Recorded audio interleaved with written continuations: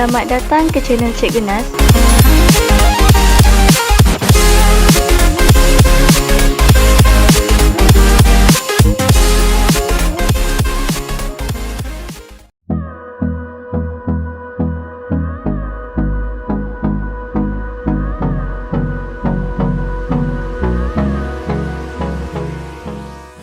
Wahlul 'uqdatam min lisani qawli waghfir Alhamdulillahi Rabbil Alamin. Terima kasih Neil atas pimpinan bacaan doa pada petang ini. Okey, sebelum kita teruskan sesi pembelajaran kita pada hari ini, suka saya nak maklumkan kepada semua, insyaAllah sesi kelas kita mungkin agak panjang sedikit, seperti biasalah.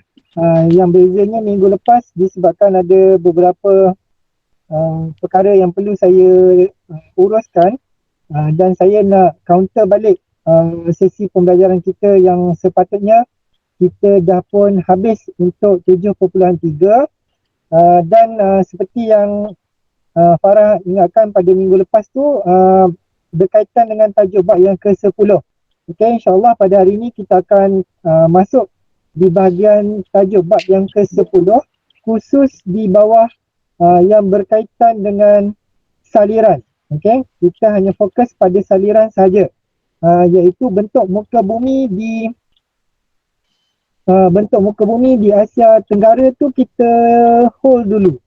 Okey, sebab saya akan ajar pada minggu depan memang khusus tajuk berkaitan dengan bentuk muka bumi Asia Tenggara sahaja. Okey, jelas Okey, sebelum kita mulakan sesi pembelajaran kita pada hari ini, saya nak terangkan berkaitan dengan tajuk dan juga objektif pembelajaran. Okey, baik. Dekat My School Channel nanti, awak tolong tuliskan, kita masih lagi di bawah topik 7, dan hari ini ada tambahan baru, iaitu topik bab yang ke-10. Jadi bermakna dekat dalam topik tu nanti awak tulis kat situ bab 7 dan juga bab 10. Okey, objektif pada hari ini, kalau siapa yang dah tahu, dia boleh rujuk dekat dalam Google Classroom tu.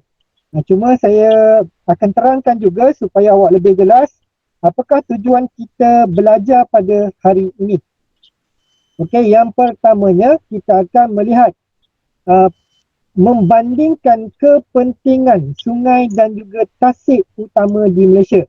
Seperti kita dah pelajari pada minggu-minggu sebelumnya, kita dah pun berjaya untuk mengenal pasti bentuk muka bumi. Khususnya iaitu bentuk muka bumi peringkat sungai. Kita dah belajar dulu, kita dah belajar peringkat hulu sungai, kita dah belajar peringkat tengah sungai dan juga hilir sungai. Okey, kemudian pada minggu lepas pula kita dah cuba untuk mengenal pasti lokasi-lokasi sungai dan juga tasik yang terdapat di Malaysia. Okey, jadi kesinambungan tajuk untuk minggu ini ialah kita akan mengetahui apakah kepentingan sungai.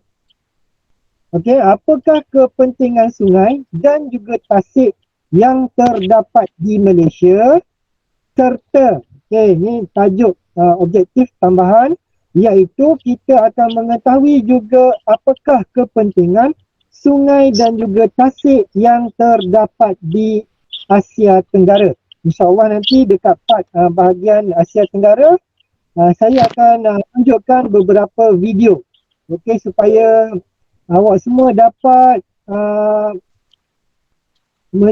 menyelami pengalaman. Sebab kalau kita bercerita berdasarkan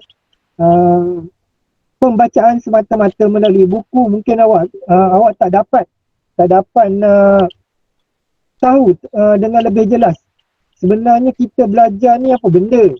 Tapi dari ulasan dekat dalam video itu nanti, dia akan lebih memudahkan awak untuk faham berdasarkan temu bual, berdasarkan video-video yang akan ditunjukkan nanti. Okey, jadi insyaAllah kita akan mulakan sesi pembelajaran kita pada hari ini. Okey, terlebih dahulu saya nak tanya kalau ada sebarang soalan nak tanya berkaitan pada sesi pembelajaran kita pada minggu-minggu sebelum ini. Kalau ada, silakan. Okey, ada Okey, kalau tiada kita akan tengok kepada khusus tajuk 7 iaitu saliran. Di bawah tajuk subtopik 7.3 iaitu kepentingan sungai dan tasik di Malaysia. Okey, saya suka kalau awak nak kongsi pengalaman. Mungkin awak pernah pergi ke sungai-sungai ke ataupun awak boleh beri pandangan dan juga pendapat. Mungkin awak pernah tengok ada beberapa aktiviti yang pada awak benda itu adalah merupakan satu tarikan.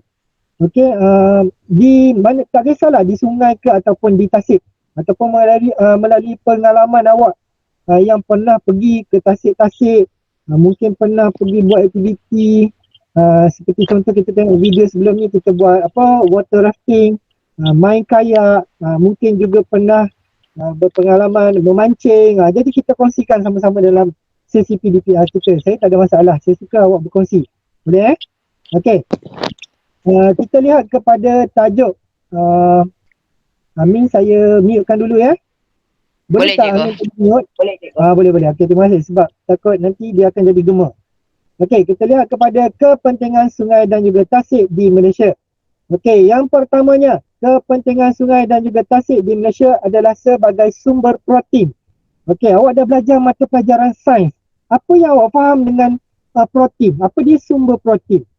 Boleh tak sesiapa tolong kongsi? Apa dia protein? Siapa nak cuba? Silakan. Biasa Farah Syahana suka ni respon ni. Ataupun siapa lagi? User Izzuddin reply, dia kata macam ayam dan daging. Okey, tapi khusus untuk tajuk ini kita fokus kepada apa yang ada dalam sungai. Kita tolak kambing, kita tolak ayam, kita tolak lembu. Mereka pula. Binatang-binatang ni dia tak duduk dekat dalam sungai. Jadi sumber protein fokus dekat dalam tajuk kita ini adalah merujuk kepada ikan. Ikan adalah merupakan makanan. Okey, sumber makanan kepada penduduk, kepada masyarakat, kepada kita. Sebagai contoh nanti kita akan tengok beberapa contoh melalui gambar yang ada. Okey. Kita tengok poin yang kedua, dia kata sebagai kawasan pelancongan. Kita lihat sungai-sungai dekat Malaysia ni pun banyak daya tarikan dia. Ada di bahagian-bahagian sudut sungai yang menjadi lokasi bagi tumpuan pelancong. Kemudian kita ada sumber air domestik. Siapa nak respon? Apa dia sumber air domestik? Apa yang dimaksudkan dengan domestik? Siapa tahu apa dia domestik? Sebagai contoh, kalau kita biasa dengar, kita pergi ke lapangan terbang contohnya, kita dengar, okey, panggilan penerbangan domestik Kota Baru ke Kuala Lumpur akan berlepas dalam tempoh sedikit masa lagi. Kemudian dibuat announcement pula, penerbangan antarabangsa sekian akan terbang ke Moskow, akan terbang ke England dan sebagainya, ke UK dan sebagainya, sebagai contoh. Siapa boleh terangkan pada kita semua apa yang dia faham dengan domestik? Silakan. Kenapa senyap ni? Semua mic rosak ke macam mana? Ada respon? Siapa nak cuba respon? Bekalan sumber air yang bagaimana tu? Yusuf Izzuddin. Dia merujuk kepada sumber air domestik ni, merujuk kepada sumber air yang kita gunakan untuk kehidupan seharian kita. Okey, sebagai contoh, katakan untuk kegunaan minuman. Okey, untuk kegunaan minuman seperti di negeri Sabah dan juga Sarawak. Okey, dan kita juga gunakan benda tu, benda yang sama kita gunakan. Siapa boleh bagi contoh lagi? Siapa nak cuba, nak bagi contoh? Ada tak? Saya suka awak respon ni, silakan. Janganlah saya je yang cakap, boring nanti.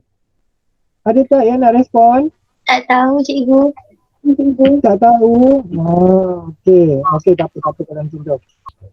Saya ternampak siapa yang respon, dia kata sama. Tak tahu juga, okey tak apa. Okey, terima kasih. Okey, contohnya yang saya masukkan domestik tadi adalah untuk tujuan kegunaan harian. Sebagai contoh macam di Sabah dan Sarawak, tadi saya ada sebut menggunakan fungsi mereka untuk mendapatkan sumber minuman. Dia sebenarnya bukan di Sabah dan Sarawak saja. Di keseluruhan kawasan Semenanjung Malaysia juga melakukan benda yang sama. Cumanya di Sabah dan Sarawak ni mereka lebih menggunakan sungai ini untuk tujuan domestik, iaitu untuk mencuci pakaian, untuk kegunaan mandi. Ini biasalah. Sebab itu kita jangan hairan tiba-tiba kita dengar kenapa di negeri Sabah dan juga Sarawak, Sarawak lah biasanya, banyak berlaku kes apa? Siapa tahu? Benda ni tak perlu pembacaan ni, melalui yang dia tengok-tengok kat internet pun dia dah tahu ni. Melalui apa? Disebabkan oleh apa? Tak ada juga. Alamak, sedihnya. Okey, disebabkan oleh buaya. Tu dia yang dibaham oleh buaya tu. Okey? Jelas Jelas. Jelas cikgu. Jelas, okey. Sekejap saya ni sebenarnya saya sambil menggodek-godek saya punya benda ni sekejap dah keluar paparan tapi dia jadi kabur pula. Okey, boleh tak bagi saya masa sekejap? Boleh nampak tak? Nampak tak saya dan juga paparan apa ni, nota? Nampak. Saya ada Okey, Ada, baik. InsyaAllah kita boleh teruskan. Okey, yang keempat, kita ada jalan pengangkutan dan juga perhubungan. Okey, terutama sekali di negeri Sabah dan Sarawak, sungai ini menjadi sistem pengangkutan dan juga perhubungan utama mereka. Kalau kita dapat lihat, seperti mana yang saya dah tunjuk pada minggu sebelum ini, kita dah cuba meneroka di sepanjang laluan sungai, terutamanya di negeri Sarawak. Kita dapat lihat banyak kawasan pertempatan, contohnya seperti kawasan perumahan, bandar-bandar kecil dan juga pekan-pekan wujud di sepanjang pinggir sungai itu. Jelas di situ kita dapat lihat bahawa sungai ini adalah menjadi salah satu sistem pengangkutan, memudahkan penduduk berhubung daripada satu lokasi ke lokasi yang berhampiran. Di sepanjang sungai itu begitu banyak kemudahan yang ada. Dia tidak seperti di Semenanjung. Dia memang agak berbeza. Sebab apa? Sebab kita di Semenanjung, kita lebih menggunakan jalan raya. Kita menggunakan perkhidmatan laluan kereta api, kita menggunakan kapal terbang dan sebagainya. Jadi tumpuan untuk menggunakan sungai sebagai jaringan pengangkutan dan perhubungan tu agak kurang. Terutama, tapi masih lagi wujud. Contohnya seperti di kawasan-kawasan pedalaman. Okay, masih lagi menggunakan sungai sebagai jaringan pengangkutan mereka. Kemudian menyediakan peluang pekerjaan. Ini banyaklah. Menternak ikan, memancing, menjala dan sebagainya. Dan fungsi utama kepentingan sungai adalah untuk jana kuasa tenaga hidroelektrik. Kemudian sebagai sumber pengairan untuk aktiviti pertanian kita di Malaysia, terutama sekali melibatkan Sungai Muda Sungai Muda Kedah dan juga Sungai Kelantan di Kelantan, serta di dataran Kedah Perlis, untuk tujuan sumber pengairan dan juga pertanian. Ada juga menjadi sempadan semula jadi, menjadi sempadan semula jadi kepada antara negeri dan juga antara negara. Nanti kita akan lihat. Kemudian yang terakhir menjadi habitat flora dan fauna. Okey, kita lihat yang lebih jelas. Sumber protein tadi. Seperti yang dah dijelaskan tadi, sebagai contoh kita ada ikan dan sebagainya. Okey, membekalkan sumber protein contohnya seperti ikan air tawar dan juga udang. Udang ni adalah merupakan sumber pendapatan utama terutamanya kepada pemancing-pemancing. Siapa tahu berapa nilai harga dia? Kenapa dia menjadi sumber pendapatan? Sebab nilai dia agak tinggi. Lebih kurang 40 hingga 50 kilogram. 40 hingga 50 ringgit untuk 1 kilogram. Sebab itu ramai pemancing-pemancing menjadikan hobi ini sebagai sumber pendapatan. Awak cuba bayangkan, sebab tu kita lihat udang-udang dekat pasaran pun agak mahal. Okey, kita lihat antara jenis contoh-contoh ikan yang boleh kita jumpa yang kategorikan sebagai sumber protein utama sungai ni, antaranya kita ada ikan tilapia. Kenal tak ikan tilapia? Ada tak yang kenal tilapia? Kenal kan? Oh, kalau tak kenal ni rugi ni. Okay. Kemudian kita ada ikan kelah. Ikan kelah ni contohnya di atas ni. Ikan kelah ni adalah merupakan antara spesies ikan yang dilindungi dan juga harganya agak mahal. Okey, harganya agak mahal kerana kerana rasanya yang begitu sedap. Saya nak tanya, ada tak di kalangan awak semua ni yang pernah cuba rasa ikan kelah? Ada tak? Tak ada. Okey, saya kongsi pengalaman di mana yang mengatakan keenakan ikan kelah ni. Okey, ada satu cerita pada dah lama lah. Okey, berlaku pada sepasang pemandu lori balap. Pemandu lori balap berhenti makan pada waktu malam. Jadi mereka berhenti makan dan menjamu selera. Dia berhenti dekat kawasan, kalau tak silap saya, di kawasan Negeri Pahang lah.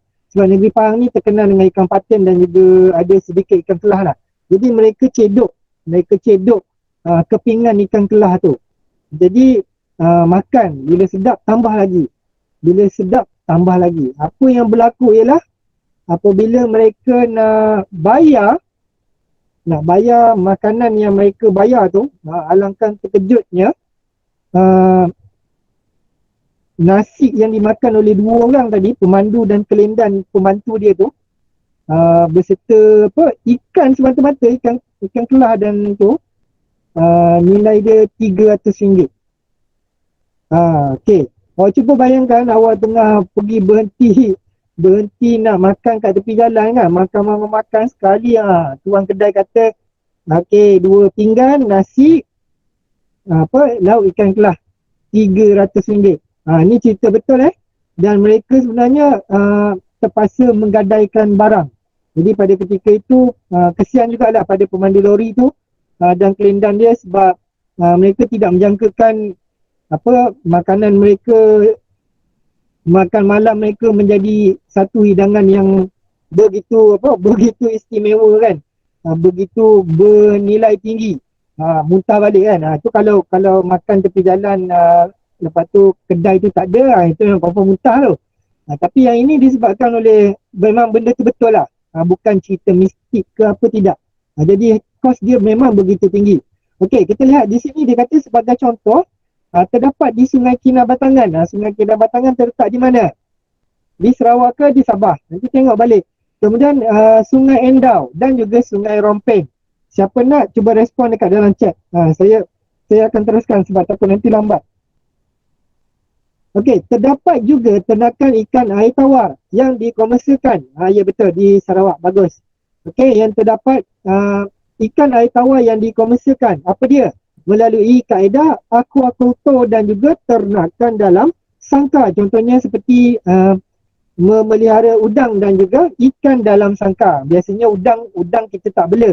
Sebab udang ni dia lebih kepada habitat semula jadi.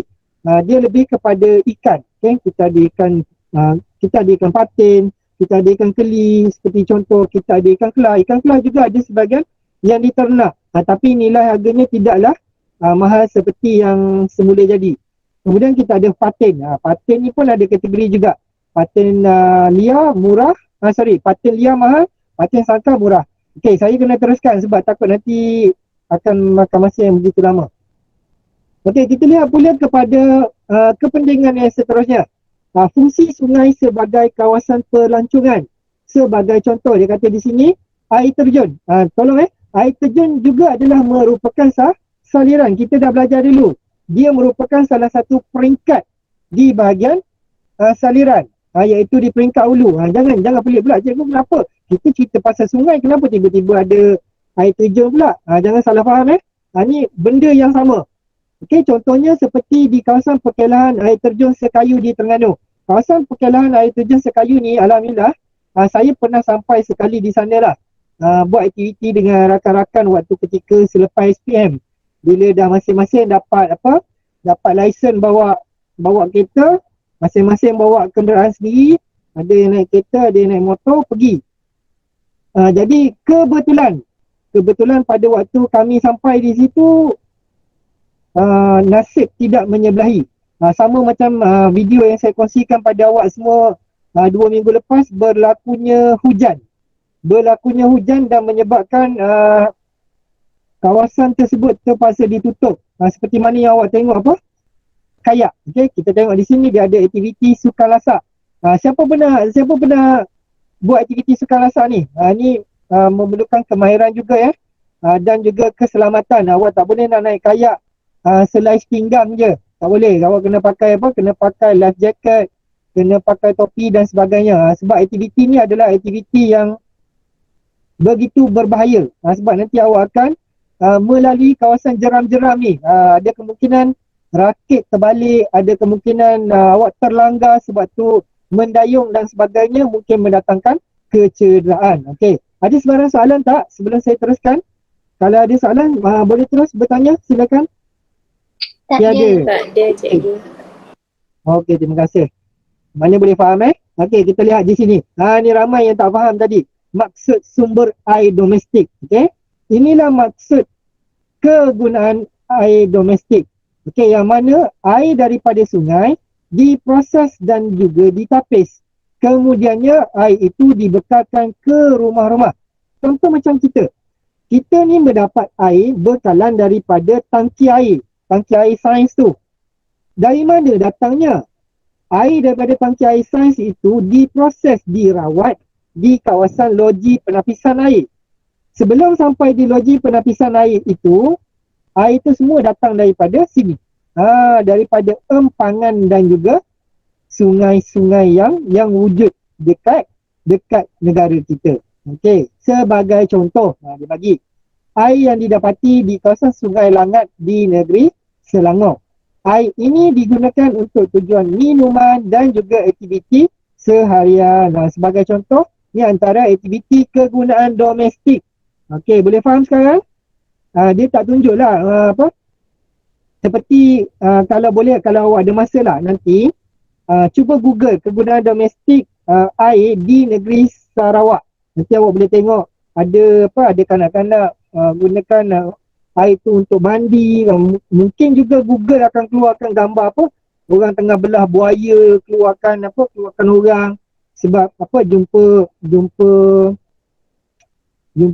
tubuh jumpa tubuh badan jasad dekat dalam perut buaya. Nanti mungkin ada juga awak tengok orang mencuci pakaian dan sebagainya. Nanti awak ambil luang masa tu lah saya tak nak tunjuk dah, nanti akan makan masa. Okey, kita tengok jaringan sebagai jalan pengangkutan dan juga perhubungan. Okey, jalan pengangkutan utama contohnya di kawasan penduduk pedalaman Sabah dan juga Sarawak kerana kekurangan pengangkutan. Sebagai contoh, Sungai Rajang digunakan untuk mengangkut penumpang, manakala Sungai Kinabatangan mengangkut kayu balak. Yang ni yang kita tengok bagaimana. Sebagai contoh, inilah yang berlaku pada satu ketika dulu, yang mana bot-bot yang lalu itu berlanggar. Ni kalau dengan bot yang mengangkut kayu balak ni mungkin tidak lah. Ada kemungkinan kayu-kayu balak yang dihanyutkan secara sengaja. Yang dihanyutkan secara sengaja. Disebabkan yang sengaja itulah melanggar. Melanggar bot. Ni feri-feri yang tengah lalu ni. Menyebabkan feri tersebut karam dan mengakibatkan korban yang begitu tinggi. Kenapa kita gunakan jalan pengangkutan sungai? Kerana kos pengangkutan lebih murah berbanding pengangkutan udara. Kemudian kita lihat yang seterusnya. Peluang pekerjaan. Aktiviti akuakultur mampu memberikan peluang pekerjaan kepada masyarakat setempat. Ini mungkin kita tak nampak. Kita tak nampak dari segi mata kasar sebagai contoh sebab kita mungkin berada di kawasan bandar. Di kawasan bandar-bandar kecil. Jadi benda ini dilakukan di kawasan terutamanya di kawasan sungai, di muara sungai, di kawasan tengah sungai dan di mana-mana lah. Yang mana di kawasan tasik sebagainya. Di mana masyarakat ataupun penduduk mengambil peluang memanfaatkan bentuk muka bumi iaitu tasik dan juga sungai ini untuk menjana pendapatan. Okey, mereka memilih lokasi yang selamat untuk membina sangkar ikan. Jadi ikan-ikan ini dibela. Jadi yang kita selalu makan, awak selalu makan apa, ikan yang dekat Maidin tu, ikan keli, ikan tilapia, ikan apa lagi? Apa lagi ikan yang awak kenal? Cuba nyatakan. Ni nak tanya juga ni, dah tingkatan satu ni, kenal tak ikan? Boleh tak namakan ikan-ikan yang ikan air tawar yang boleh kita bela dekat dalam sangkar? Siapa nak respon? Ni biasa kalau yang kaki pancing ni dia tahu ni, dia yang kaki pancing ni. Siapa itu Ikan tilapia. Ikan tilapia. Okey, ni contoh dia lah. Okey, kemudian ada lagi ikan lain. Cuma ini yang dikomersialkan lah, yang menjana pendapatan. Okey, kemudian kita lihat sebagai contoh penternakan ikan patin di Sungai Pahang. Okey, kalau siapa yang pernah melalui jalan raya dekat kawasan Bera. Ya, betul Najmi. Okey, di kawasan Bera, di kawasan di kawasan Bera dan juga di kawasan sekitar laluan dekat sepanjang Sungai Pahang tu, awak akan boleh dapati begitu banyak pondok-pondok jualan ikan sangkar ni tadi. Ya betul, dan Hakimi, ikan baung antaranya. Okey, jadi kita boleh lihat begitu banyak pondok-pondok yang menjual ternakan ikan sangkar tadi. Okey, tapi ikan itu harganya lebih murah berbanding dengan ikan yang kita dapat dengan secara semula jadi. Okey, semula jadi itu kaedah macam mana? Ikan itu dipancing. Ikan itu ditangkap dengan kaedah menjala dekat dalam sungai. Dia bukan yang dibela dalam sangkar. Dia harga dia berbeza. Dan harga dia memang begitu ketara. Beza dia memang macam langit dengan bumi lah harga dia.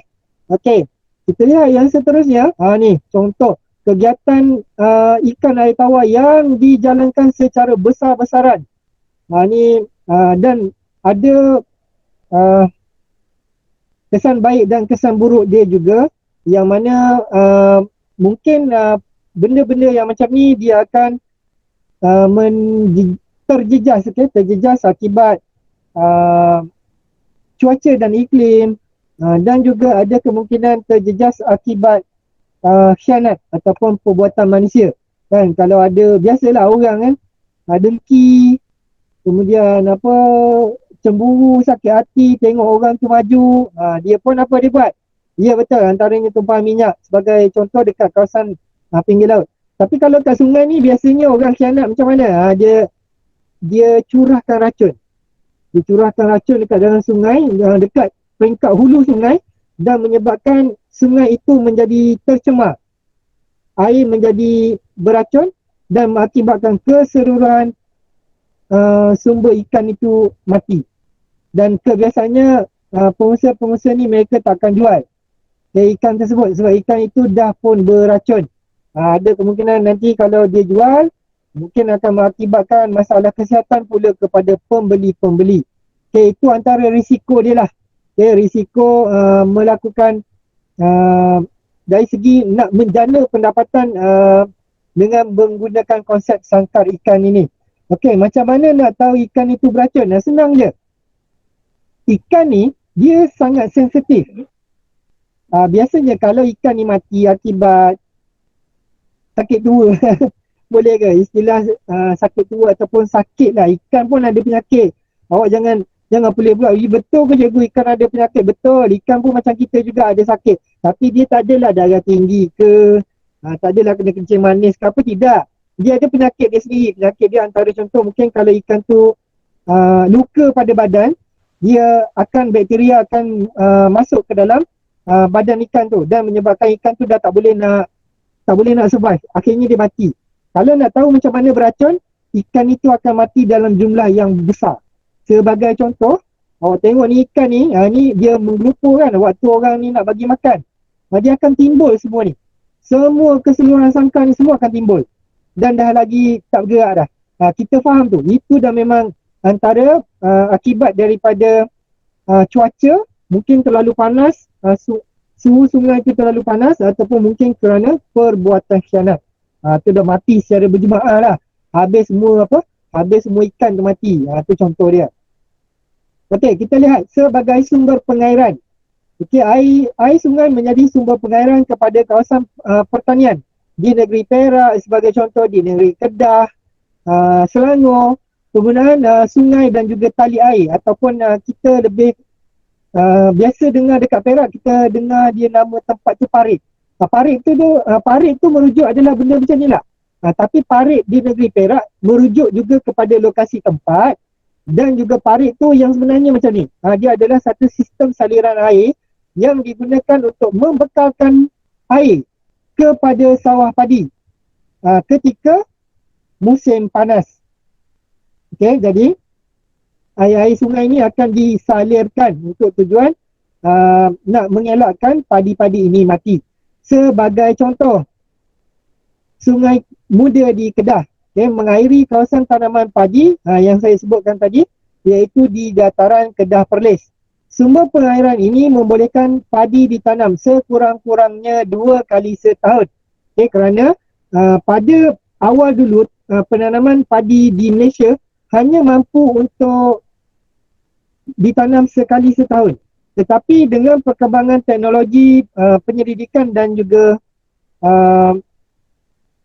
teknologi penyelidikan, kita dah pun berjaya menghasilkan benih padi yang mampu untuk ditanam sekurang-kurangnya 2 kali setahun, maafkan saya. Okey, jadi dengan kaedah antara menghasilkan baka benih padi baru yang dia dah hybrid, ada teknologi dia bukanlah benih padi tu keluar microchip ke apa, tidak. Melalui kajian saintis, mereka berjaya menghasilkan pokok padi yang mampu untuk harvest, yang mampu untuk masak dalam tempoh yang amat singkat. Kita di Malaysia ni baru 2 kali baru 2 kali setahun. Dekat negara China, kalau tak silap saya, mereka dah boleh buat 3 kali setahun. Cuba bayangkan sebab apa? Wi-Fi padi 5G. Kalau di China, dia bukan 5G, dia orang dah pakai 6G. Hari tu siapa yang berkesempatan dengar perkongsian teknologi, sebenarnya amat menakutkan. Di negara China ni mereka dah sampai 6G. Kita ni baru nak 5G. 5G pun kita berapa tempat je yang ada kan. Bandar-bandar besar je, kawasan pedalaman belum. Tapi dekat negara China dah 6G. Saya tak boleh nak bayangkan lah. Mungkin kalau kita tengok sekarang ni, kita guna teknologi nak pakai telefon, boleh guna macam kita kaedah sekarang ni, kita boleh tengok interaksi satu sama lain. Mungkin dari segi penyampaian data dan juga gelombang, mereka tu memang terlebih canggih lah. Wallahualam. Tak boleh nak bayangkan lagi. Amir Haziq Azwan kata tak perlu pun tanam banyak-banyak. Kita kena faham macam ni ya. Saya nak jelaskan kenapa padi ni kita tanam. Kenapa tak boleh? Tak apalah, tak payahlah tanam. Kita Malaysia dah banyak tanam. Kita kena faham macam ni. Padi ni bukan boleh ditanam di semua kawasan dekat dunia. Hanya di kawasan pinggir-pinggir sungai dan di kawasan tanah yang bersesuaian saja yang boleh kita tanam padi. Kita tak boleh nak tanam padi kat kawasan gurun. Kita tak boleh tanam padi kat kawasan tepi pantai. Kita tak boleh nak tanam padi kat kawasan gunung. Betul kan? Betul tak? Jadi kita sentiasa perlu melaksanakan aktiviti penanaman padi ini kerana kita nak bekalkan sumber makanan kepada seluruh penduduk di dunia. Dan benda itu kena secara berpanjangan, secara berkala. Kita kena cukup. Kita jangan kata ada cukup je lah kita tanam padi. Tidak, sebab pertanian padi ini kita import dan juga kita ekspor. Walaupun kita dah banyak tanaman padi, tapi kita tetap juga mengimport beras daripada negara luar. Sebab apa? Perbezaan kualiti.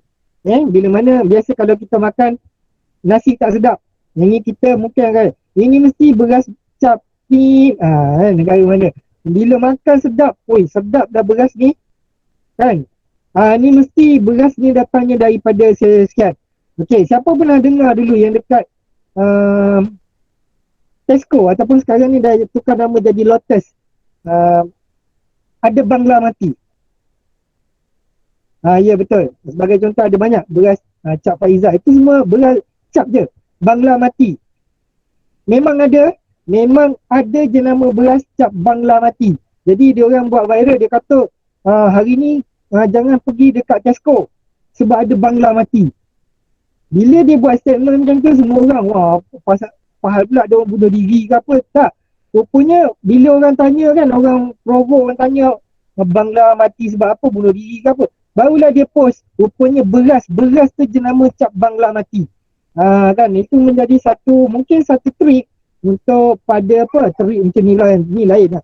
Mungkin menjadi satu trik kepada Google. Mungkin menjadi satu trik untuk promosi kan, promosi jenama beras tu. Spekulasi, betul lah tu. Okey, sebab kalau kita tengok dekat pasar raya, kita boleh lihat begitu banyak jenis jenama beras. Kita tengok jenama beras Jati, kita ada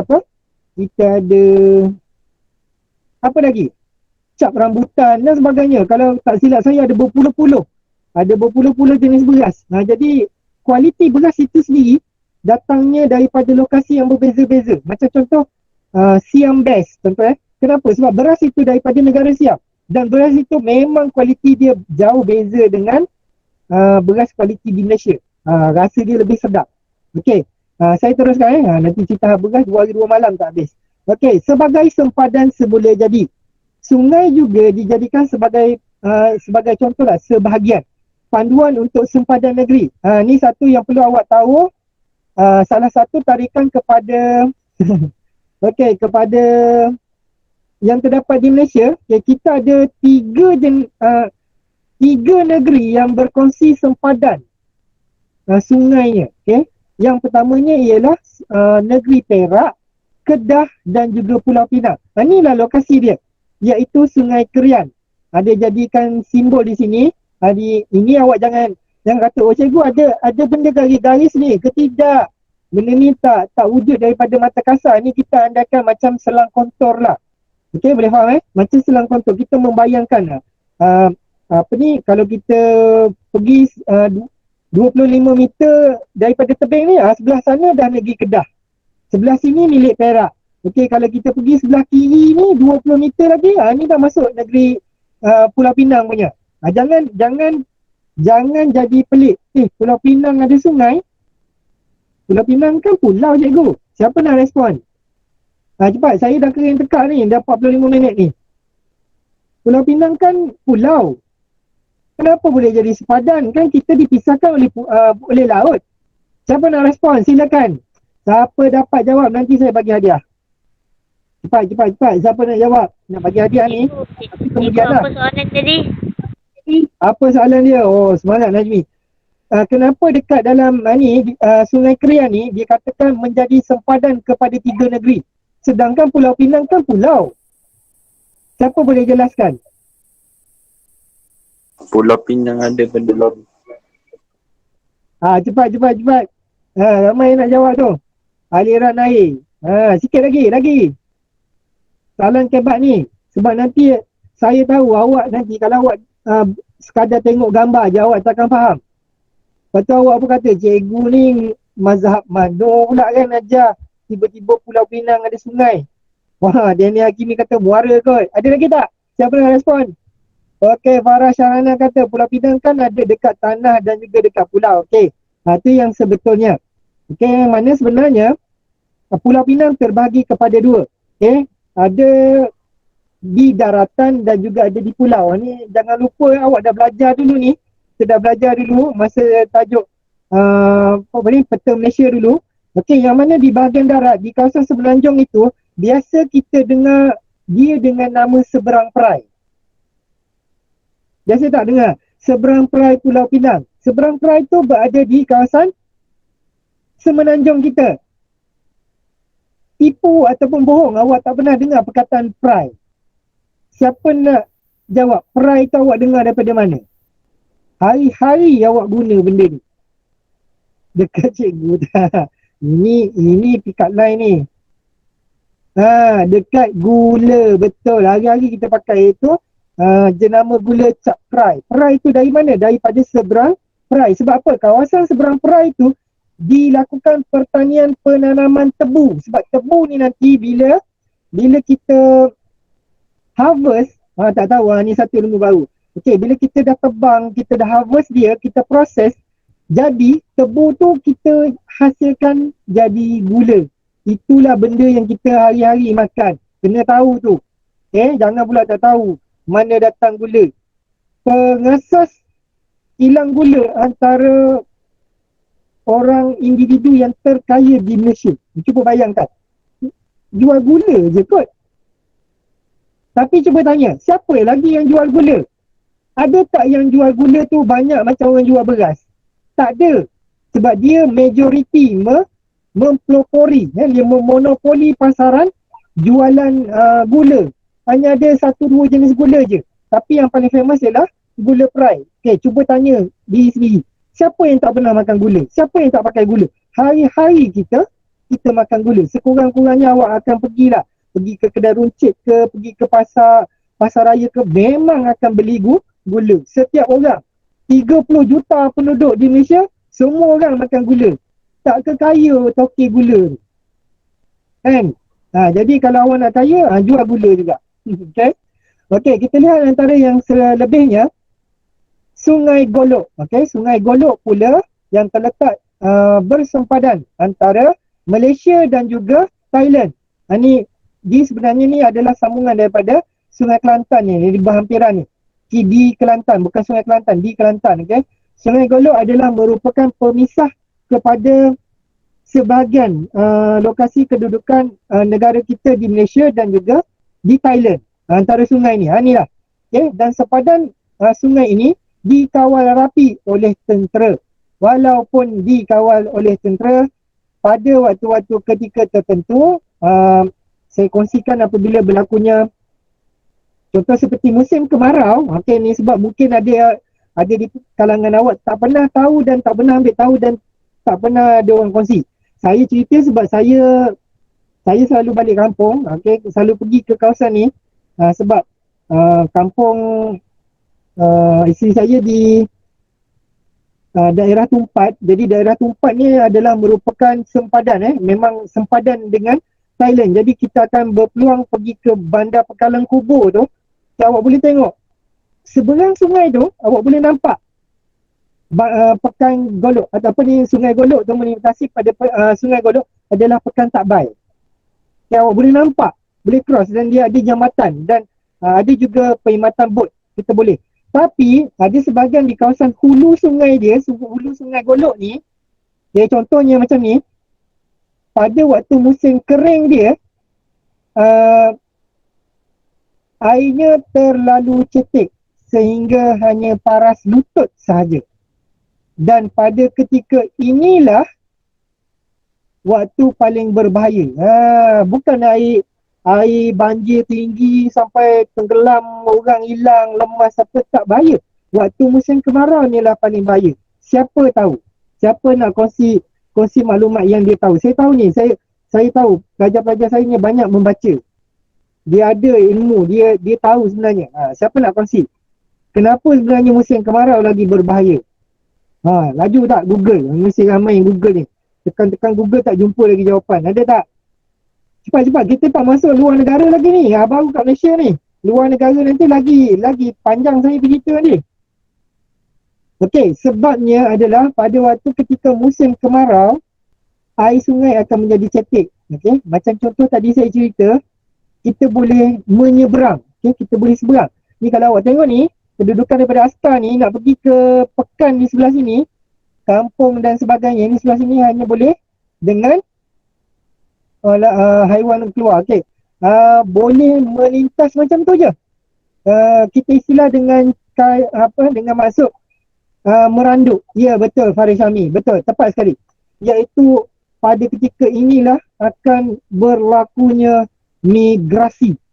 Okay, migrasi. Orang akan keluar masuk. Sebab apa? Tak terjaga dah. Sebab sungai jadi kering. Orang boleh melintas bila-bila masa.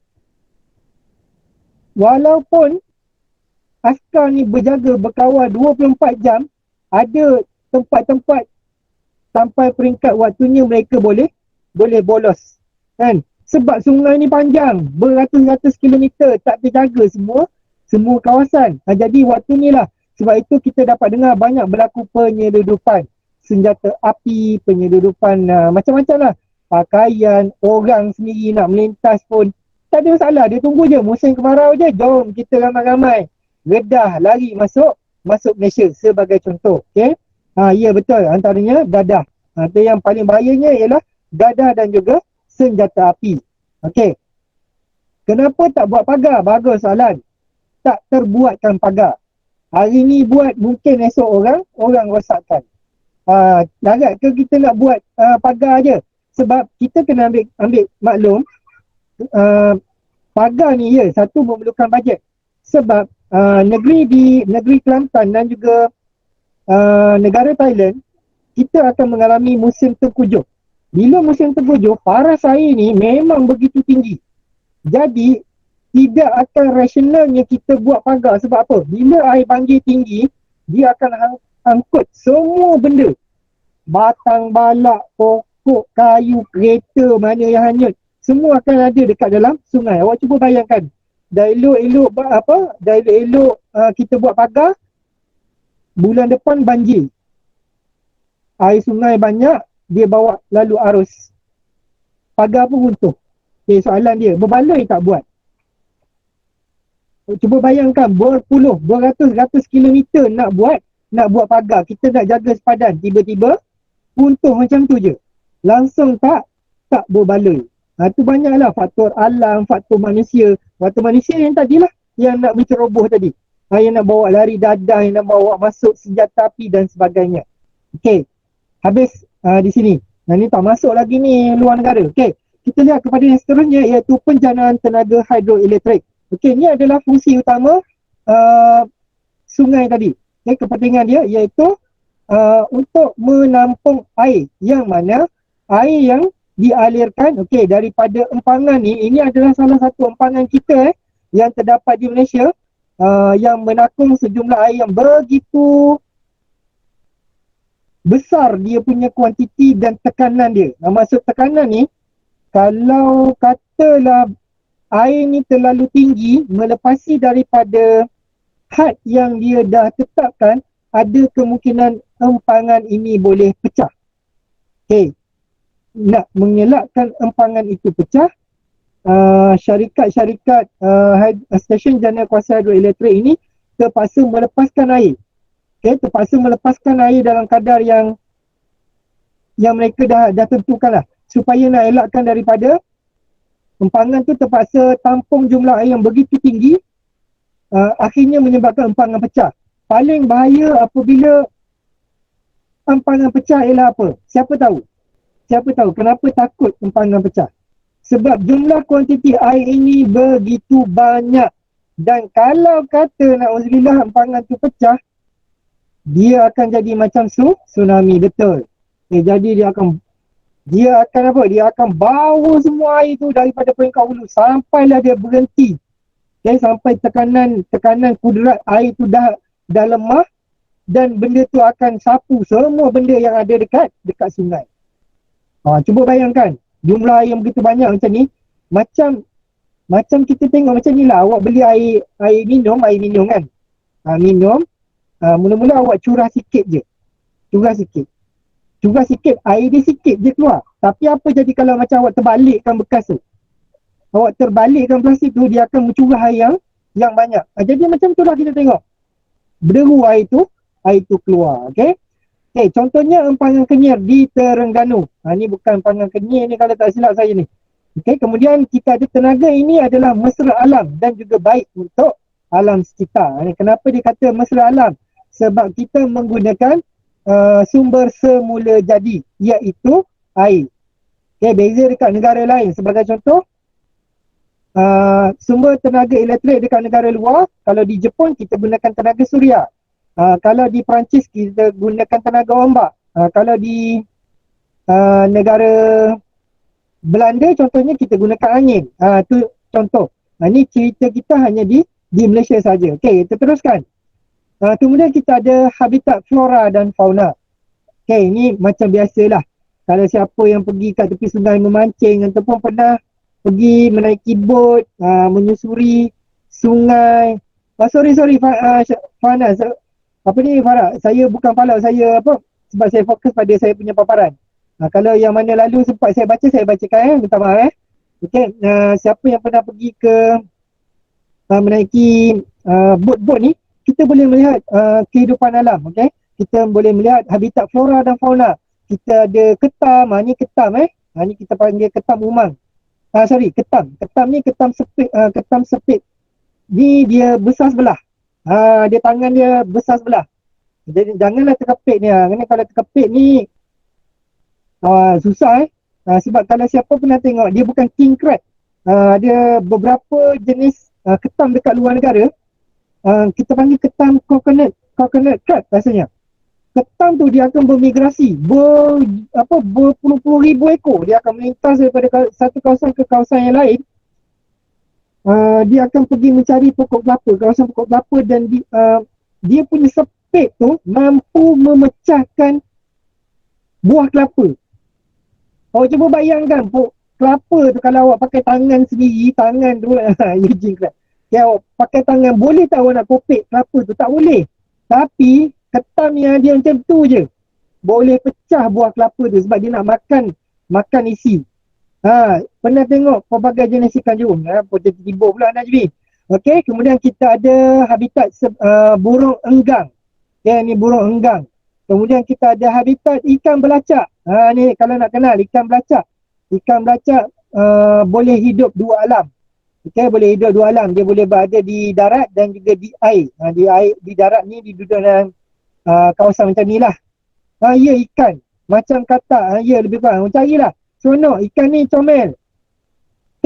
Ikan ni kalau awak tengok muka dia, kalau awak google, dia rupa macam alien. Dia ada insang ikan ni. Dia banyak ciri-ciri menarik ikan ni. Okay, kemudian menjadi juga habitat. Ikan ni terancam. Ikan ni terancam akibat manusia. Okey, akibat manusia sebab manusia tangkap ikan ni untuk tujuan perubatan, untuk tujuan tenaga batin. Okey, ni tu contohlah, saya ceritalah sebab awak tanya kan. Dia sebenarnya tidak terancam pun sebab ikan ni banyak. Okay, ikan ni cukup-cukup banyak dekat kawasan yang berlumpur. Dia hidup, dia best friend lah ni, best friend dengan umang-umang. Ni kita panggil umang-umang. Kawan Patrick sorry. Patrick tu Tapak Sulaiman. Patrick tu sendiri sorry. Patrick yang Tapak Sulaiman ke Patrick tu ni? Siapa boleh bagi tahu nama tu? Lupa lah. Yang satu Squidward, SpongeBob. Jerry. Apa dia? Jerry. Dia duduk dalam ni ni betul ni antaranya dia sebenarnya kalau di kawasan Kuala kita panggil dia umang-umang. Tapi kalau dekat sungai biasa kita panggil dia siput. Kenapa yang awak pergi menambah-nambah siput sedut? Dia bukan nama dia siput sedut sebab perbuatan kita nak makan dia tu yang kita sedut. Jadi dapatlah nama kekal dia, jadilah siput sedut. Tu sebagai contoh. Okey. Habis bab 7. Boleh ke saya teruskan untuk bab 10? Kena tanya dulu ni. Risau pula nanti. Boleh. Sebab bab 7 ni saya nak kasih kepada video. Boleh? Boleh pun saya terus.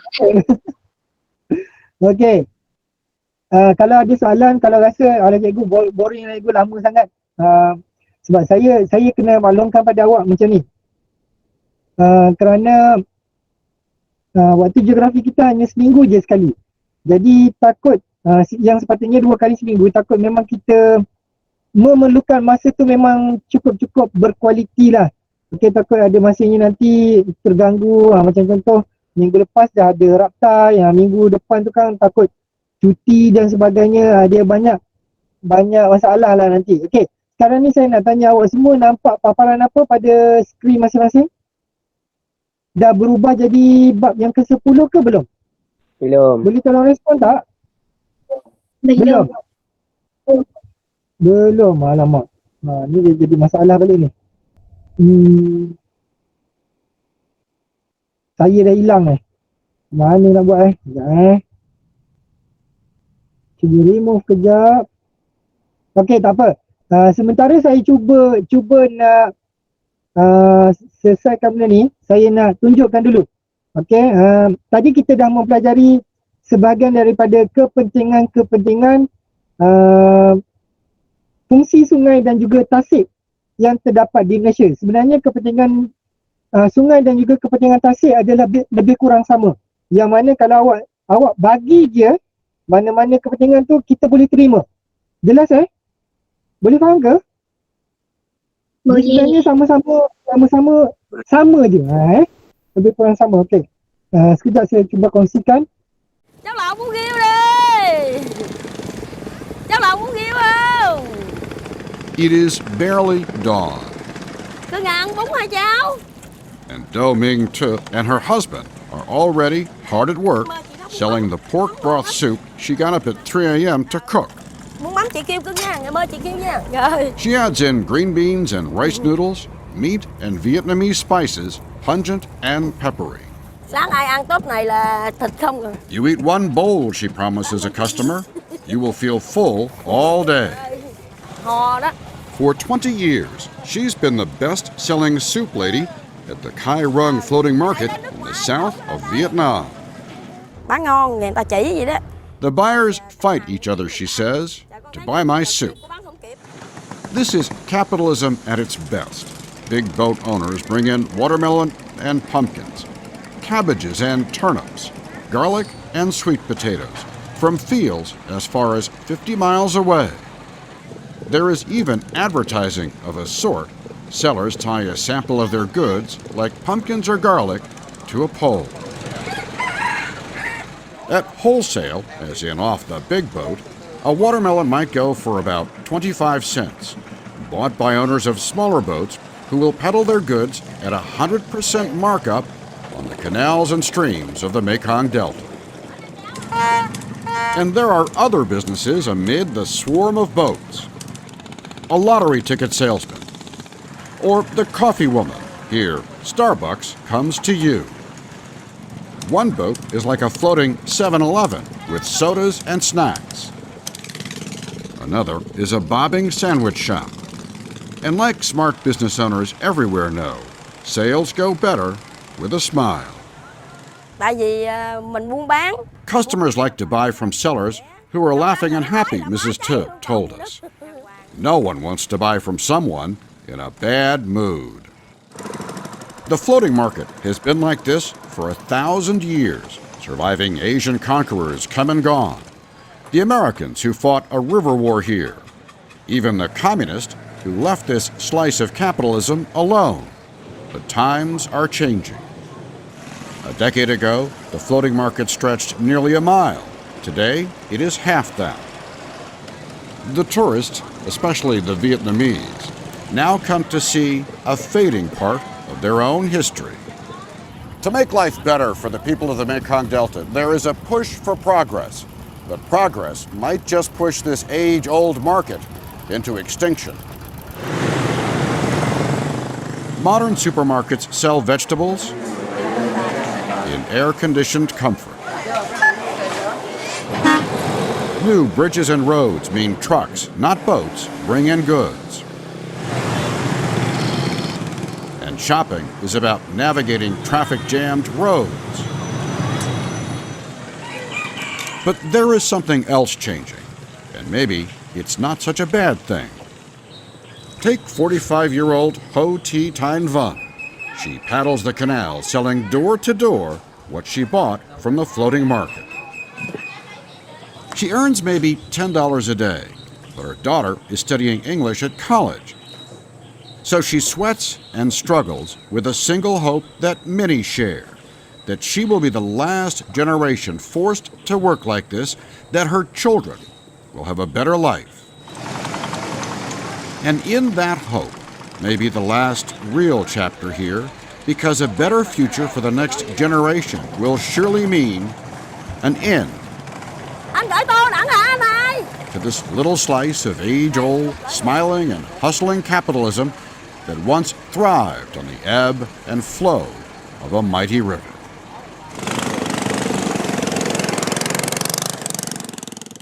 Okey, semua dah tengok. Boleh tak? Sekarang ni nampak saya tak? Nampak ke tak? Nampak. Nampak Okey. Sebelum kita nak pergi lebih jauh, awak dah boleh nampak tak? Itu antara merupakan kepentingan sungai yang terdapat di luar negara. Yang mana kita tengok tadi, macam-macam benda dijalankan. Okay, aktiviti ekonomi yang dijalankan di kawasan Sungai Mekong. Okay, itu antara Sungai Mekong. Sungai Mekong ni kita akan belajar iaitu antara merupakan sungai yang terpanjang. Yang mana Sungai Mekong ni merentasi, kalau tak silap saya, 5 hingga 6 buah negara panjang sungai tu. Jadi fokus dekat dalam video tadi adalah merupakan kegiatan ekonomi yang terdapat di Sungai Mekong, Vietnam. Okay, jadi benda itu dah berlangsung selama ribuan tahun. Daripada peringkat sebelum peperangan juga, tentera Amerika menggunakan sungai sebagai jalan utama untuk dia datang ke ya betul Fazana. Okay, untuk datang ke negara Vietnam. Okay, jadi di sini kita dapat lihat begitu banyak kepentingan yang mana kita boleh lihat mereka menjalankan perniagaan macam-macam. Jual bakso kan tadi, kalau Indonesia bakso. Cuba bayangkan kalau dekat negara kita macam tu, seronok tak? Kan kita duduk kita buat urusan jual beli kat tepi, sambil-sambil naik bot, orang datang jual Starbucks kan, jual kopi ais, tiba-tiba kan datang jual Subway, lepas tu kan tiba-tiba datang jual apa benda, ayam gunting, kan seronok macam tu. Tapi benda ni memang berlaku dekat luar negara. Okey, saya harap intro permulaan tu dah dapat awak boleh cuba faham untuk tajuk ini. Okey, kita lihat sungai dan juga tasik di Asia Tenggara. Okey, ini adalah merupakan kawasan negara-negara yang dikenali sebagai negara Asia Tenggara. Yang mana ini kedudukan dia. Okey, iaitu kita akan belajar ada beberapa buah sungai utama dan juga beberapa tasik utama. Ini kita bukan belajar banyak ni. Kalau tak silap saya, kita akan belajar lebih kurang 3 sungai utama dan juga 2 tasik utama kalau tak silap. Okay, nanti kita akan lihat. Untuk tajuk yang ini, awak kena kuasai juga ni lokasi ni. Ni, nak tak nak. Sebab dekat dalam yang tajuk Malaysia tu, yang saliran di Malaysia, tetap juga kita kena kuasai lokasi. Okay, yang dalam tajuk bab ke-10 ini, kita kena juga kuasai. Okay, antaranya kedudukan Danau Toba yang terdapat di negara mana ni? Siapa nak respon ni? Danau Toba ni terdapat di negara mana? Indonesia. Indonesia, okey. Kemudian kita ada Tasik Tonle Sap.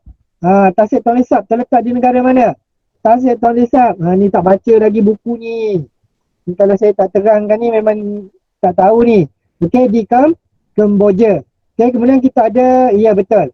Okey, kemudian kita ada beberapa sungai, antaranya Sungai Mekong dan juga Sungai Irrawaddy. Okey, Sungai Batanghari ni tak berapa familiar sangatlah. Okay, yang kita akan fokus iaitu di Sungai Irrawaddy dan juga Sungai Mekong. Okey, kita terus pergi kepada yang seterusnya. Setakat ni boleh teruskan lagi. Kalau rasa ada kerja ke apa ke, kalau tak nak teruskan kelas saya tak ada masalah. Saya tak paksa. Okey, kita lihat fakta berkaitan dengan sungai-sungai dan juga tasik yang terdapat di Asia Tenggara ini. Okey, Sungai Mekong merupakan sungai yang terpanjang di Asia Tenggara.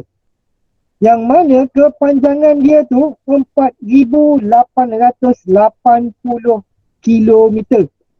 Walaupun panjang dia 4,000 hampir 5,000 ni, dia baru dalam status ranking ke-12.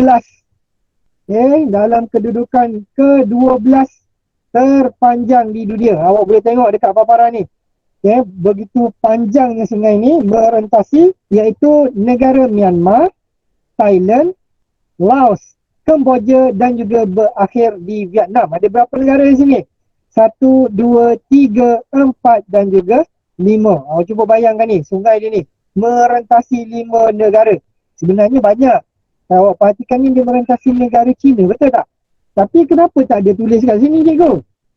Siapa nak respon? Sebab China kat Asia Tenggara. Bagus, Tania.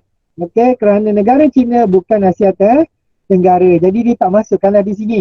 Tapi awak tak kena tahulah benda ni sebenarnya bermula di negara China. Okey. Kita lihat di sini. Lebih 90 juta orang memerlukan sungai untuk pertanian. Ni saya nak jawab tadi. Haziq kata yang tak payahlah tanam padi banyak-banyak. Kau tengok di sini dia kata 90 juta orang ni, ramai ni, 90 juta orang mengusahakan pertanian padi dan juga aktiviti perikanan. Ini ceritanya baru di kawasan Asia Tenggara. Sebab itu kita lihat pertanian padi sangat-sangat diperlukan.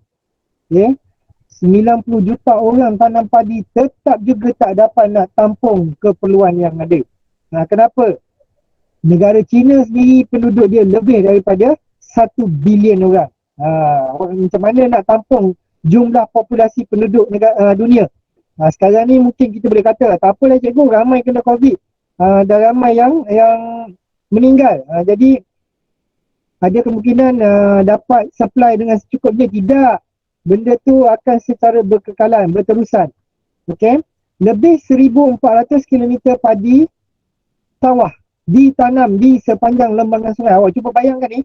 1,400 140,000 tersasa. 140,000 kilometer persegi. Begitu luasnya kawasan tanaman padi dilakukan di sepanjang lembangan sungai ini. Okey, yang mana pertanian padi ni begitu banyak dilakukan di sepanjang sungai. Okey, kita lihat yang seterusnya. Ni sungai Mekong. Bermanfaat untuk aktiviti pertanian, perikanan, pembinaan empangan dan juga aktiviti perlancongan. Sama je. Tolong lambai balik. Lambai tu dia tengah lambai kat rambut tu. Okey. Kita lihat aktiviti pelancongan begitu meriah dilaksanakan di negara-negara seperti ini. Okey, sama je dia punya kepentingan di Malaysia dan juga di Asia Tenggara. Sebab tu saya tak risau sangat, sebab kita akan hanya menambah sedikit-sedikit saja berkaitan dengan kepentingan sungai dan juga tasik. Cuma yang pentingnya ialah disebabkan awak kena mempelajari satu nama-nama dan juga lokasi yang baru. Itu je. Okay, dari segi kepentingan dia hampir lebih kurang sama. Okey, kita lihat Sungai Mekong. Nanti kejap lagi saya tunjuk. Sungai Mekong tadi kita dah tengok. Okey, saya jadikan dia sebagai intro yang pertama. Okey, kita lihat kepada Sungai Irrawaddy. Okey, ini antara kepentingan Sungai Irrawaddy yang terletak di negara Myanmar ataupun dulu dikenali sebagai Burma. Okey, sungai ini sepanjang 2,293 km. Fungsi dia masih lagi sama, membekalkan sumber air dan juga sumber protein dan menjadi jalan pengangkutan utama penduduk di Myanmar. Okey, di sini jelas saya nak awak faham, kalau anda diminta untuk menyatakan kepentingan sungai yang terdapat di Asia Tenggara, awak kena ingat dua benda. Satu, aktiviti pertanian, satu lagi aktiviti perikanan.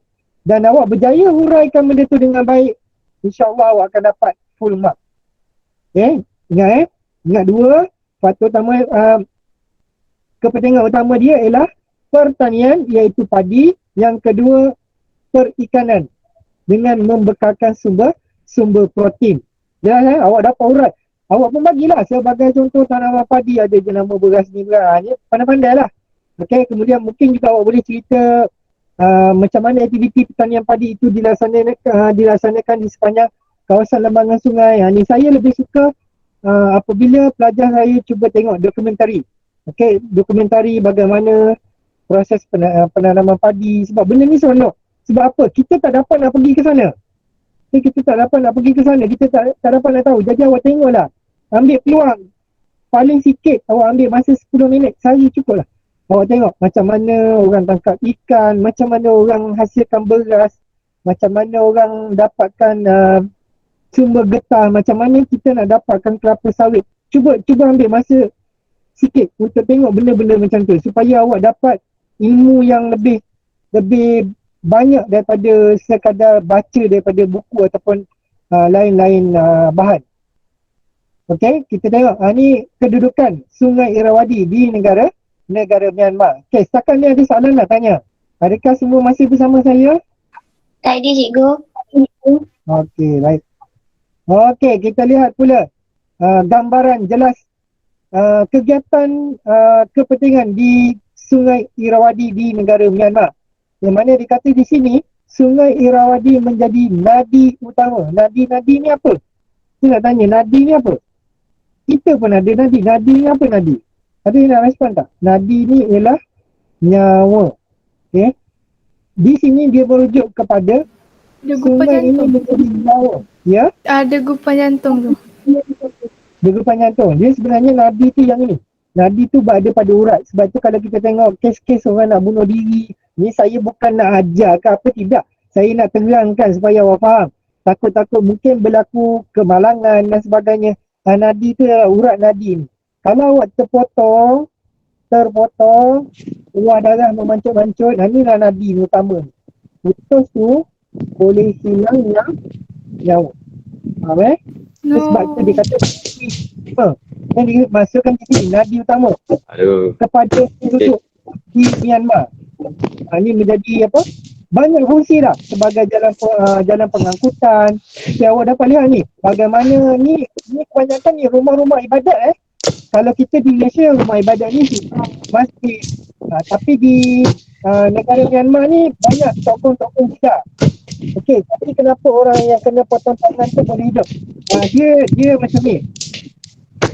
Kita tengok dari segi tempoh waktu orang tu berjaya diselamatkan ataupun sebaliknya. Sebab biasa orang yang bunuh diri ni, saya cerita orang yang bunuh diri ni, dia takut takkan nak potong tangan dia kan, dia takut, jadi dia buat sikit je lah, dia potong. Jadi ada kemungkinan waktu masa dia akan mengambil masa yang lama, ada yang mengambil masa yang cepat. Yang mati tu apabila awak potong tangan, darah keluar betul-betul. Siapa yang potong? Paris ya. Saya tolong mute kan Okey, sebab gangguan. Okey. Jadi sekarang bila yang dah terpotong tangan tu, itu akan menyebabkan pendarahan yang begitu banyak. Itu yang sebab mati tu. Okey, pendarahan keluar yang banyak. Dia bukan mati sebab yang tu tadi, dia sebab darah tu dah keluar banyak. Walaupun tak potong tangan, putus terus, awak potong urat nadi ni, tetap juga mati. Lambat dengan cepat je. Okay, tu nak cerita.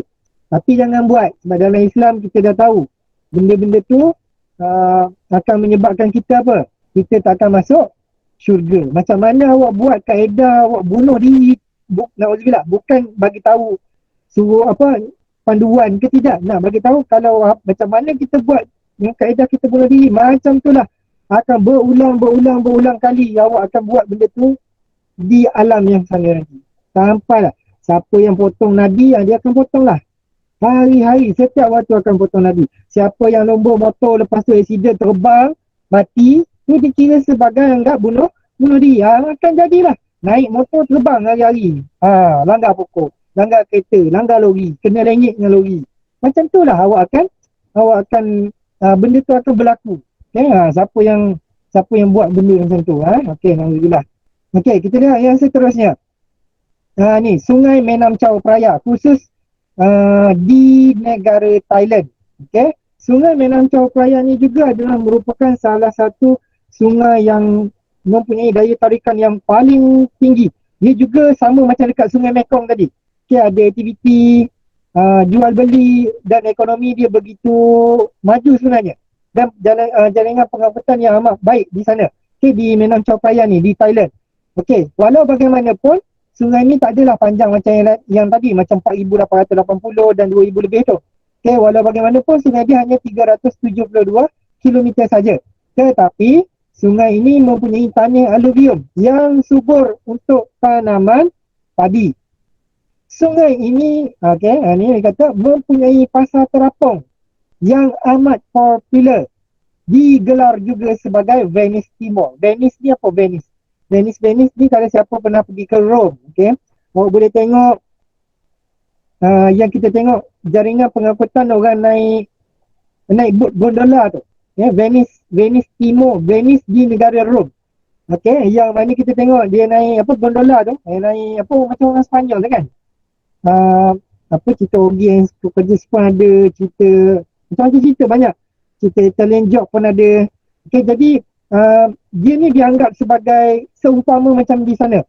Yang mana benda-benda tu dijadikan jalan air itu dijadikan tarikan pelancongan. Sebagai contoh macam Rom bukan negeri Itali ke? Sama lah tu. Kan? Ya ke Haziq? Nanti tengok balik. Saya nak terangkan di sini ialah yang mana Sungai Menam Chao Phraya ini dianggap sebagai lebih kurang sama di sana. Tapi dia taklah macam tu. Cuma bezanya sebab apa? Sungai dekat Menam Chao Phraya ni dia tidak seindah dia tidak seindah di sana. Jangan awak andaikan sungai tu menarik, tidak. Sebab kalau hakikat sebenarnya kalau awak tengok sungai ni dia antara sungai yang kotor jugalah ni di dunia ni. Sungai ini penting untuk mengangkut kayu balak dan juga penumpang. Kita tengok. Ni. Inilah merupakan nadi utama di negara Thailand. Yang mana sistem pengairan dia, ni awak boleh tengok ni. Pasar terapung. Ni lah. Mereka menjalankan aktiviti jual beli dekat atas sungai. Seronok ni tengok ni. Siapa yang pernah pergi ke Bangkok? Pernah tak sampai kat sini? Awak boleh merasai pengalaman, tapi dari segi hasil jualan dia tu Wallahualam lah, sebab kebanyakan di sini ni bukan penduduk beragama Islam ni.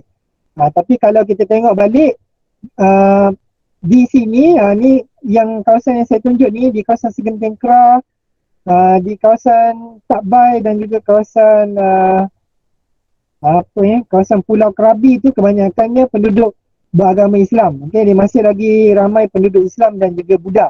Tapi sepenuhnya ni lebih ramai Buddha lah ni.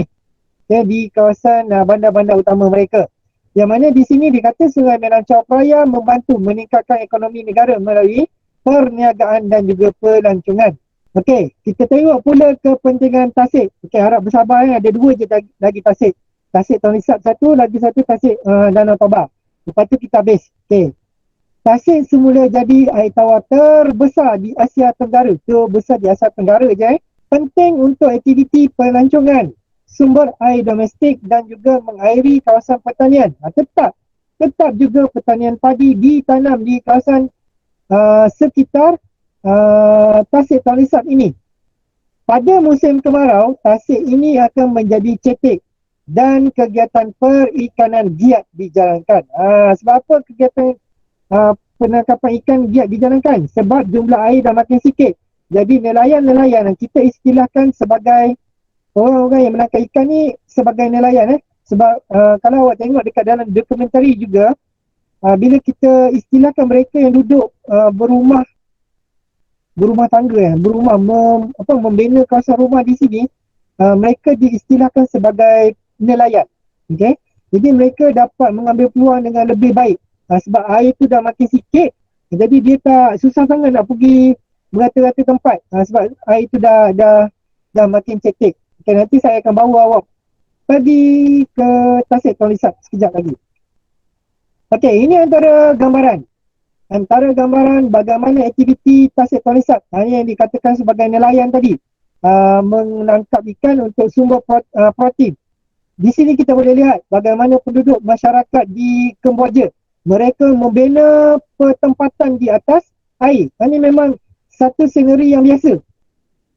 Penduduk tak buat rumah dekat atas tanah. Dia tak buat pun. Mereka semua buat rumah dekat atas air. Ini antara contoh aktiviti. Ada orang buat juga macam dekat sepanjang Sungai Mekong dan juga Sungai Menam Chao Phraya tadi. Aktiviti pelancongan. Ini lebih kepada aktiviti pelancongan. Baik. Saya nak bawa awak sekejap untuk lihat Tasik Tonle Sap. Boleh Okey, izinkan saya untuk kongsi sekejap.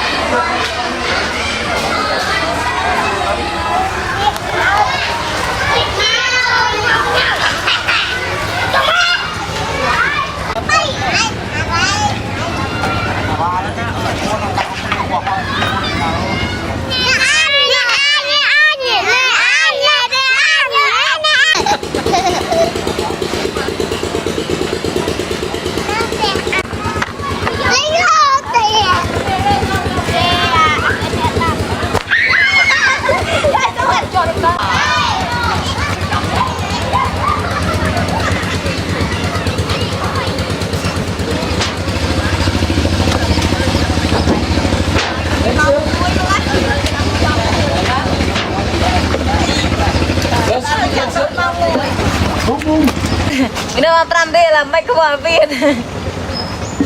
Tay chân, tay chân.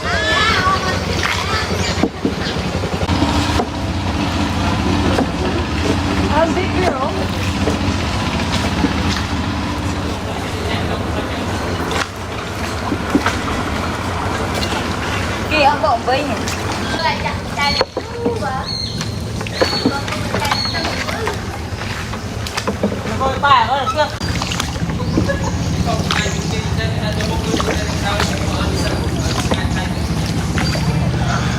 Lên tu.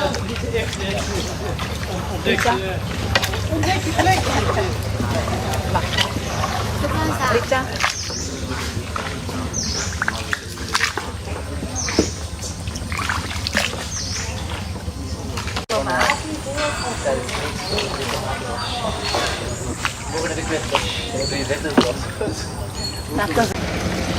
Bye. Bye. Okey. Dah dapat tengok kan? Semua dah hilang ke ni? Dapat. Dapat Okey, sekarang ni paparan ada balik saya kan? Saya cukup risau lah sebab dah mula tadi tak jadi masa awal-awal tu dah jadi risau lah. Okey, kita pergi kepada yang terakhir untuk hari ini. Iaitu Tasik Danau Toba. Okay, terletak di Sumatera Utara Indonesia, terbentuk di kawasan pergunungan. Ini adalah merupakan bekas bentuk muka bumi gunung berapi pada satu ketika dahulu. Okey.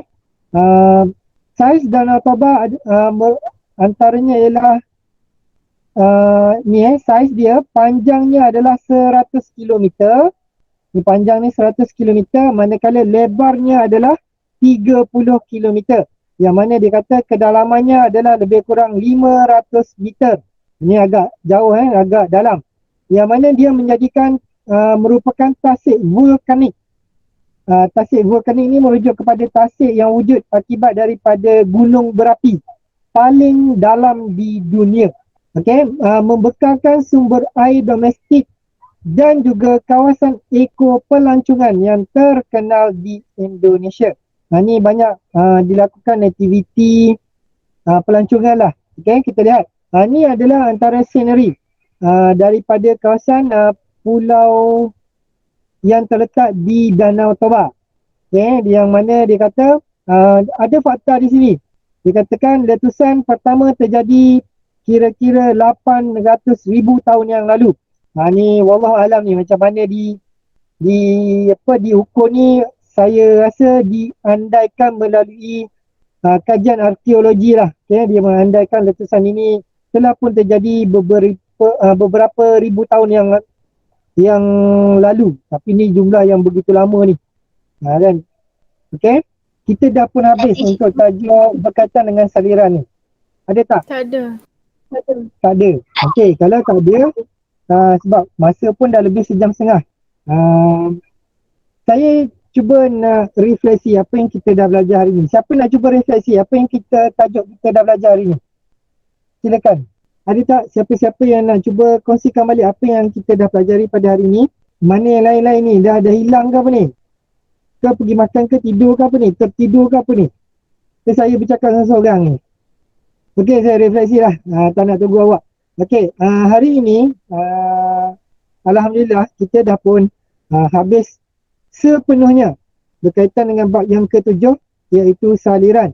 Okey, dan kita dah masuk sedikit di bawah tajuk bab yang ke-10, iaitu saliran dan juga saliran, iaitu sungai, kepentingan sungai dan juga tasik utama yang terdapat di Asia Tenggara.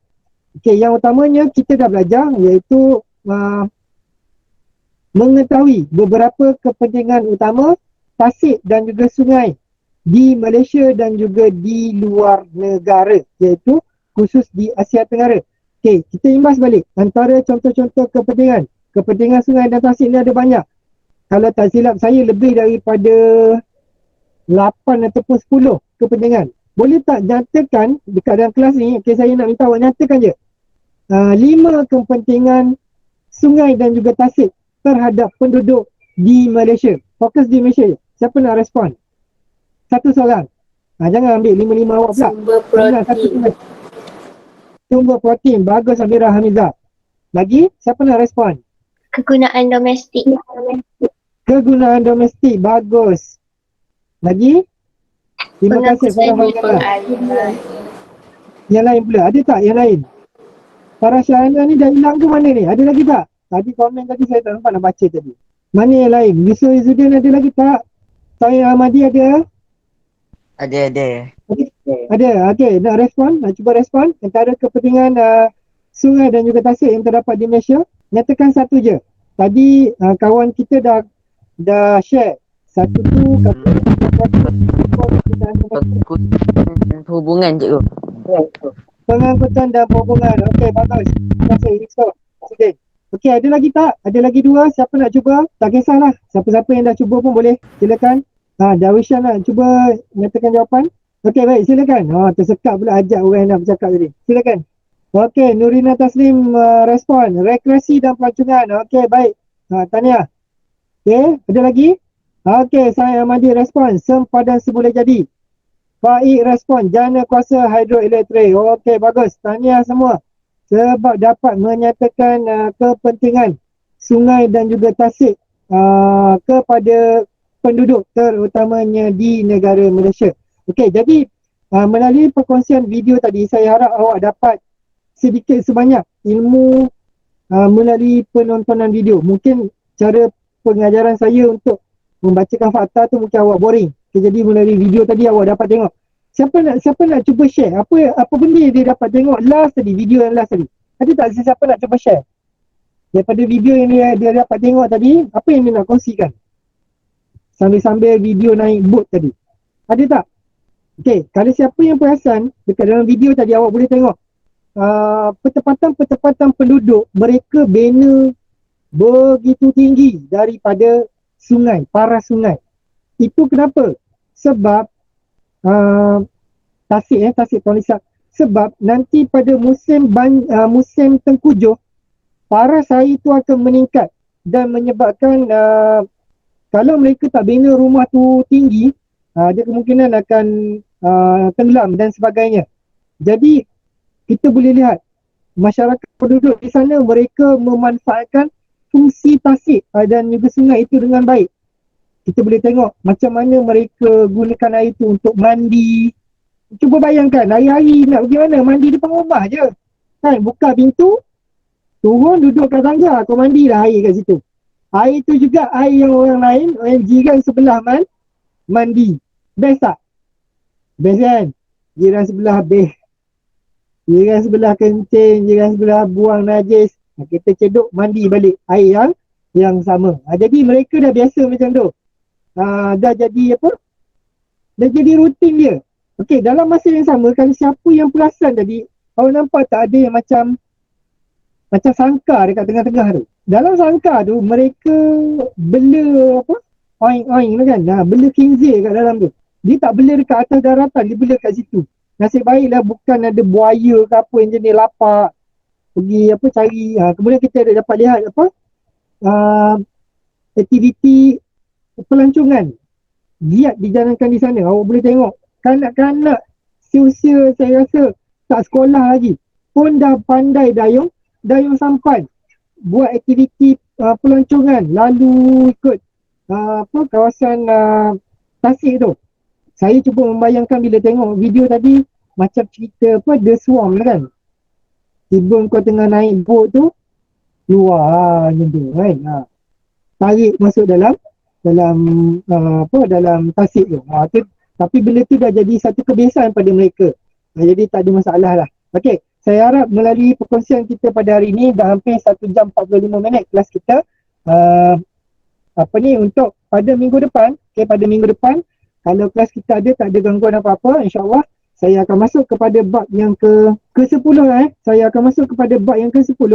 Saya akan habiskan terus bentuk muka bumi yang terdapat di Asia Tenggara. Kita akan skip bab 8 dan 9. Boleh ke? Boleh tak? Boleh cikgu. Boleh cikgu. Sebab ala-ala kita dah belajar berkenaan dengan luar negara, Asia Tenggara ni, pada saya lebih baik kita teruskan je. Kita habiskan. Lepas tu dah habis bab 8, bab 10. Kita dah buat ujian dan kita dah buat PVD. Baru kita akan patah balik kepada bab yang ke-8 dan juga bab yang ke-9. Okey, sebelum kita akhiri sesi PDP pada hari ini, saya nak cuba tanya pada awak semua, minta tolong respon. Semua ada bawa balik buku PBD tak? Buku aktiviti ataupun buku kerja ke rumah? Ada tak? Oh, ada. Ada? Ada. Okey. Ada. Seingat saya lah. Dia sebab best belajar dengan Cikgu Nas ni bukan apa. Sebab Cikgu Nas tak pernah suruh buat kerja. Yang banyaknya buat dekat dalam Benar lah. tablet. Benar. Okey, alhamdulillah. Sebab ada orang sokong. Saya saja je tadi. Okey. Apa yang saya nak ialah, saya nak sila kemaskini tugasan awak semua sehingga topik yang kita dah belajar bab yang ke-7 saja. Bab yang ke-10 tak perlu lagi. Tolong kemaskini dan nanti akan ada satu masa nanti saya akan maklumkan pada awak semua untuk snap gambar tugasan awak semua, tugasan yang awak dah buat ke dalam ruangan Padlet yang akan saya sediakan. Jadi nanti mungkin ada macam ni, sebagai contoh saya kata, okey, semua murid sila hantar tugasan untuk PP1. Okey, muka surat sekian. Tugasan yang awak dah laksanakan tu tak perlu nak type ke, tak perlu apa. Awak snap saja gambar, awak reply pada ruangan Padlet yang saya sediakan. Jelas ke? Jelas. Banyak tu. Saya rasa cara saya tu rasanya tidak menyusahkan awak semua Tak perlu nak scan ke, tak perlu nak apa-apa. Hanya snap gambar dan post saja, reply saja pada Padlet tersebut nanti. InsyaAllah nanti saya akan sediakan. Okey, ada sebarang soalan? Ada orang mau tengok ke? Padlet tu. Untuk tugasan band 5 dan juga band 6, saya akan bagi tahu nanti, awak akan diminta untuk laksanakan tugasan secara berkumpulan. Okey, iaitu penyediaan kajian lapangan dan juga mungkin ada certain projek yang perlu awak laksanakan secara individu. Okey, projek itu adalah lebih kepada pembinaan model. Okey, nanti kita akan tengoklah tajuk-tajuk yang sesuai untuk kita ambil sebagai model pembelajaran nanti. Okey, ada soalan tak nak tanya? Tak ada. Tak ada. Jelas Okey, kalau jelas saya rasa mungkin saya nak minta izin dan terima kasih terlebih dahulu sebab kebenaran awak semua untuk bersama saya lebih daripada waktu yang sepatutnya. 45 minit tu ekstra cukup-cukup bermakna untuk saya, dan juga saya harap dengan baki yang masih bersama saya ni dapat manfaat yang banyaklah daripada sesi pembelajaran kita pada hari ini. Okey, saya tak berniat nak panjangkan sesi pembelajaran. InsyaAllah kita jumpa pada minggu hadapan. Kita tutup sesi kelas kita dengan tasbih kafarah dan juga surah Al-As. Subhanakallah wa bihamdika asyhadu an la ilaha illa wa astaghfiruka wa atubu ilaik. Bismillahirrahmanirrahim. Wal 'asr innal insana lafi khusr illal ladzina amanu wa 'amilus shalihat wa tawasaw bil haqq wa tawasaw bis sabr. Assalamualaikum warahmatullahi wabarakatuh. Waalaikumsalam. Terima kasih cikgu. Waalaikumsalam. Ya, sama-sama. Sama-sama. Ya, sama-sama. Terima kasih. Cikgu. Terima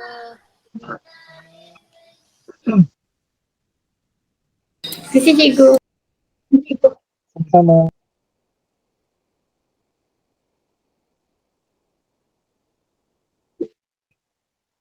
Ya, Farah. Ada nak tanya ke?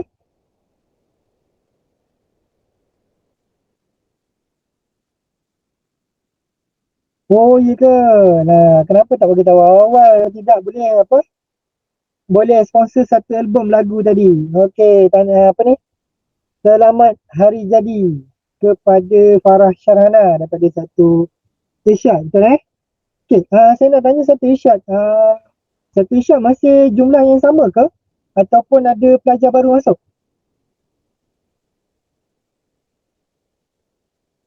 Kalau tak silap saya jumlah 21 kan?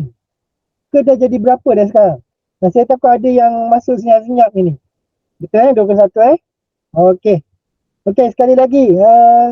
Selamat hari jadi kepada Nur Farah Syarhana. Okay. Cukup berapa? Bulan tahun yang ke-13 Okey. Yusuf Izzuddin ada soalan? Ya, silakan. Wah, ada macam sesi soal jawab lah. Apa dia? Birthday juga ke macam mana? Hari ni ada birthday girl lah. Birthday girl keluar lambat ini. Apa dia? Okey, sebab PDPR saya makan low. Okey, saya lebih sesuai physical school daripada online class. Okey, baik. Farah cerita PDPR makan low ni melibatkan subjek apa? Saya nak tanya. Disebabkan oleh subjek saya tu macam mana? Sejarah. Okey, Yusuf Izzuddin kata sejarah. Oh, sama juga sejarah, susah. Dia macam ni. Sejarah ni, macam mana dia jadi sesi motivasi pula. Tak apa ke? Saya tak kisah. Okey, Boleh. saja. Kalau nak dengar motivasi dari saya pun insyaAllah tak ada masalah. Okey, saya kongsikanlah. Sejarah ni sebenarnya di peringkat saya dululah. Saya peringkat saya dulu, saya bersekolah dulu. Mata pelajaran sejarah ni juga merupakan mata pelajaran macam mana? Satu dari segi tingkatan satu awak yang KSSM baru ni okey lagi tau. Berbanding dengan yang saya belajar dulu.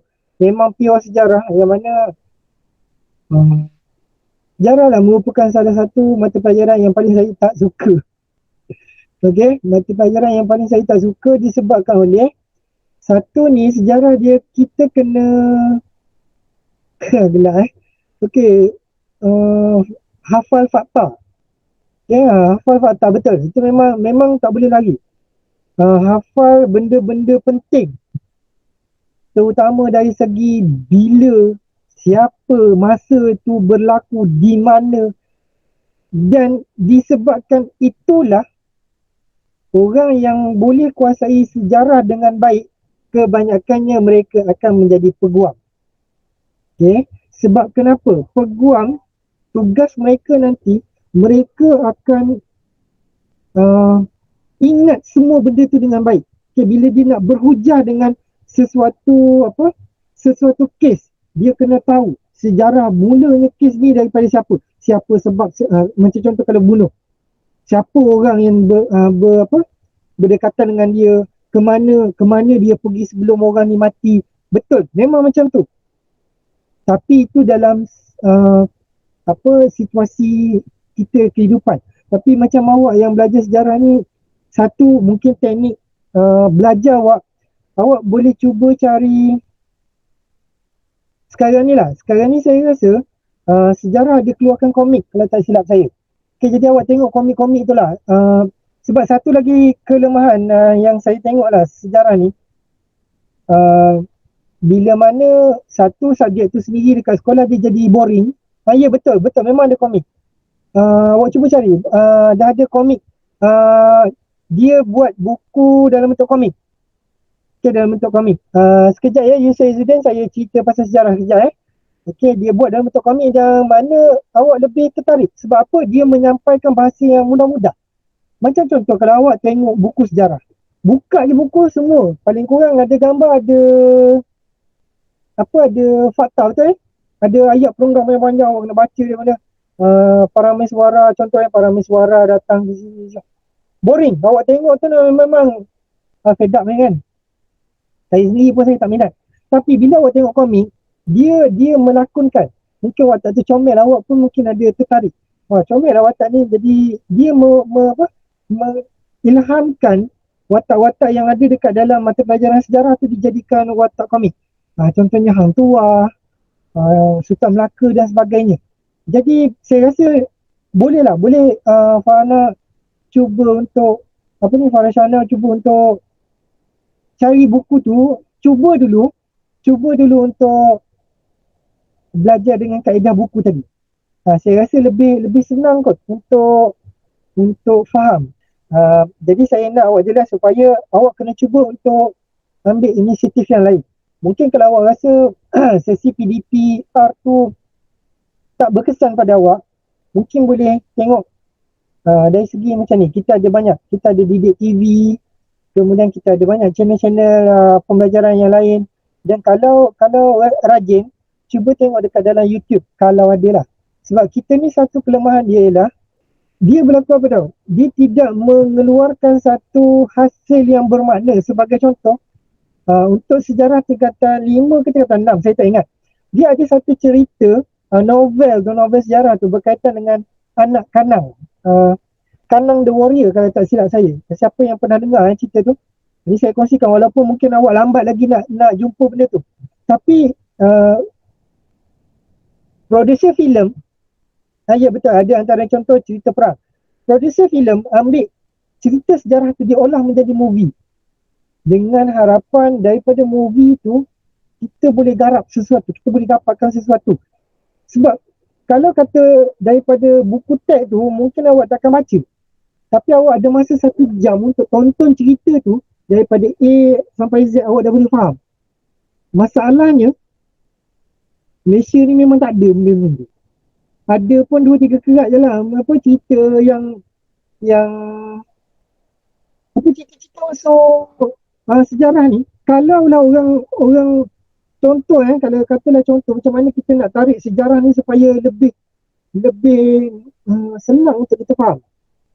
Contoh macam cerita Bukit Kepong. Kita tengok cerita komedi, cerita-cerita lawak. Saya cakap terus terang lah, cerita-cerita lawak yang komedian viral apa semua, tak payah suruh siapa tengok pun. Betul tak? Tak payah suruh tengok. Orang akan cari. Sebab apa? Dalam cerita penyampaian dia sampaikan lawak. Kenapa tidak sejarah itu mungkin sebab sejarah ni fakta. kau kena cakap benda yang fokus je. Kan kalau melawak kan takut fakta tu jadi salah. Ni mungkin satu lah. Benda yang serius, betul. Benda yang serius. Dia tak boleh nak buat lawak-lawak. Kan dia kata lawak kan orang kata macam menyindir kan. Susah lah situasi. Sejarah ni memang susah lah. Tapi cuba untuk awak cuba tukar kaedah pembelajaran di samping daripada bergantung kepada guru awak semata-mata. Cuba cari. Kalau rasa susah nak pergi ke kedai-kedai buku, awak boleh tengok dekat Shopee. Rasanya Shopee pun banyak buku-buku yang dikeluarkan dan diniagakan. Kedai buku pun sekarang dah banyak buka. Cubalah, sebab saya sendiri kalau tak silap saya pernah tertengok buku komik sejarah pelajar sekolah Syam pegang. Saya tak ada pula buku. Sebab dulu even kalau siapa pernah tengok, kebetulan ni saya tunjuk dah ni, kebetulan alamak tak ada.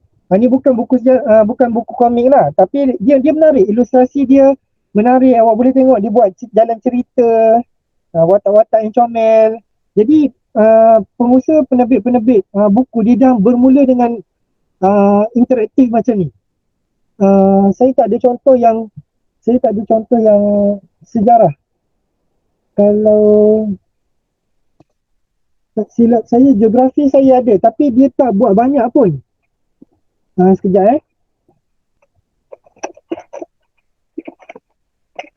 Okey, kalau siapa yang rasa nak bersama saya lagi tu boleh lah. Yang baki ni saya tak kisah. Okey, sebagai contoh.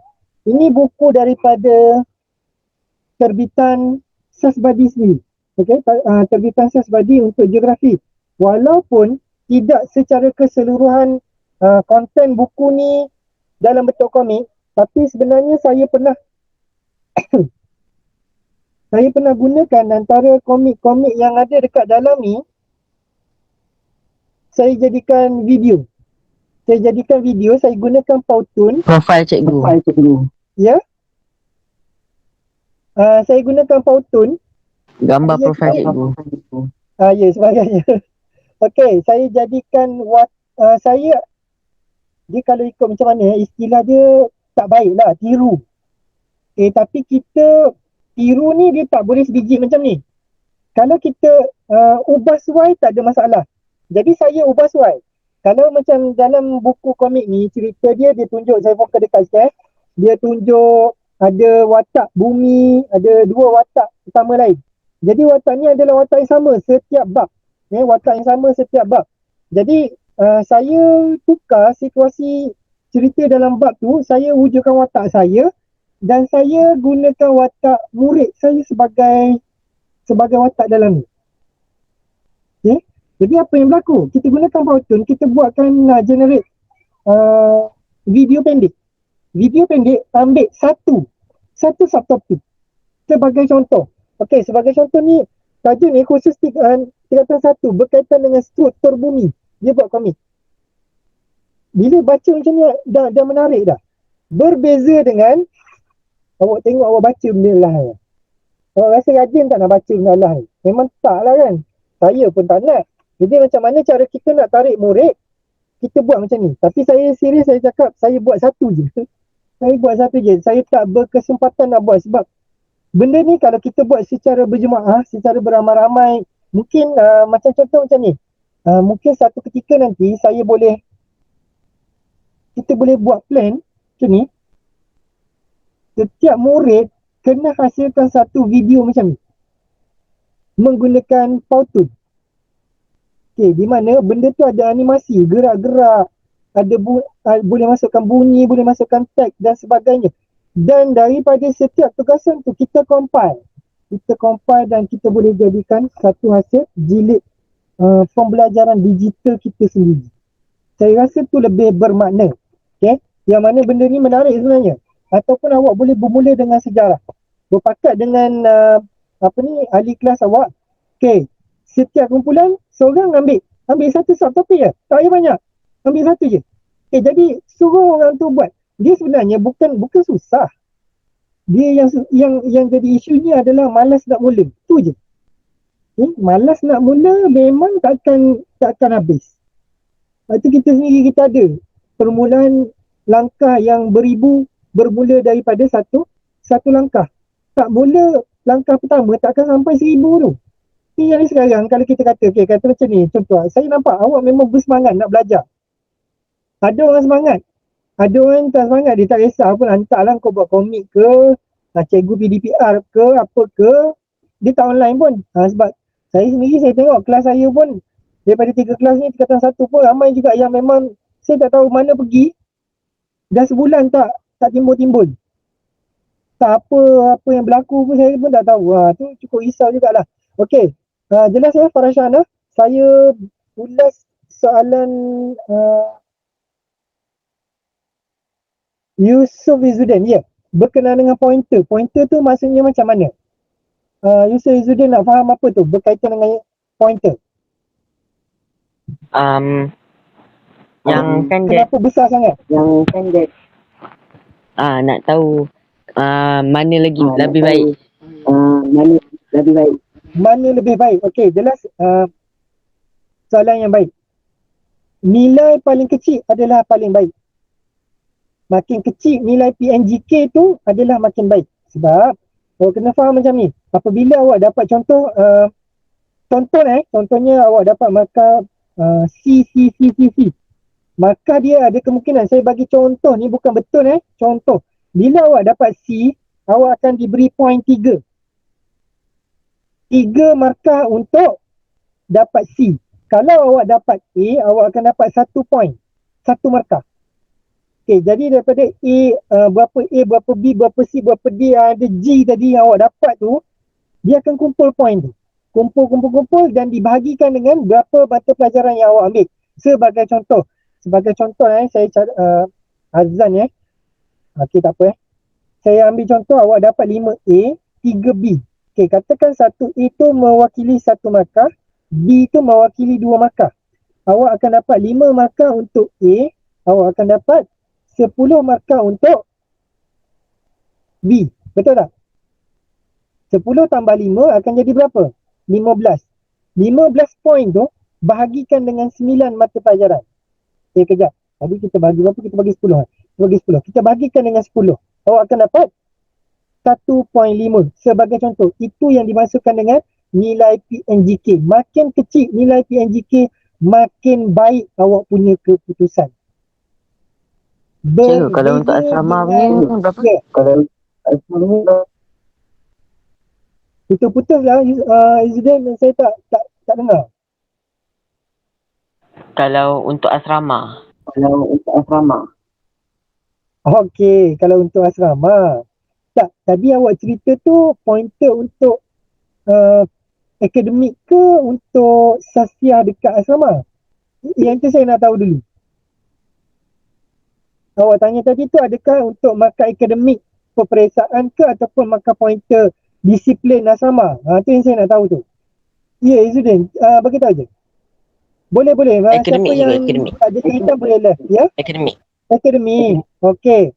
Dia begini. Pihak sekolah kita dah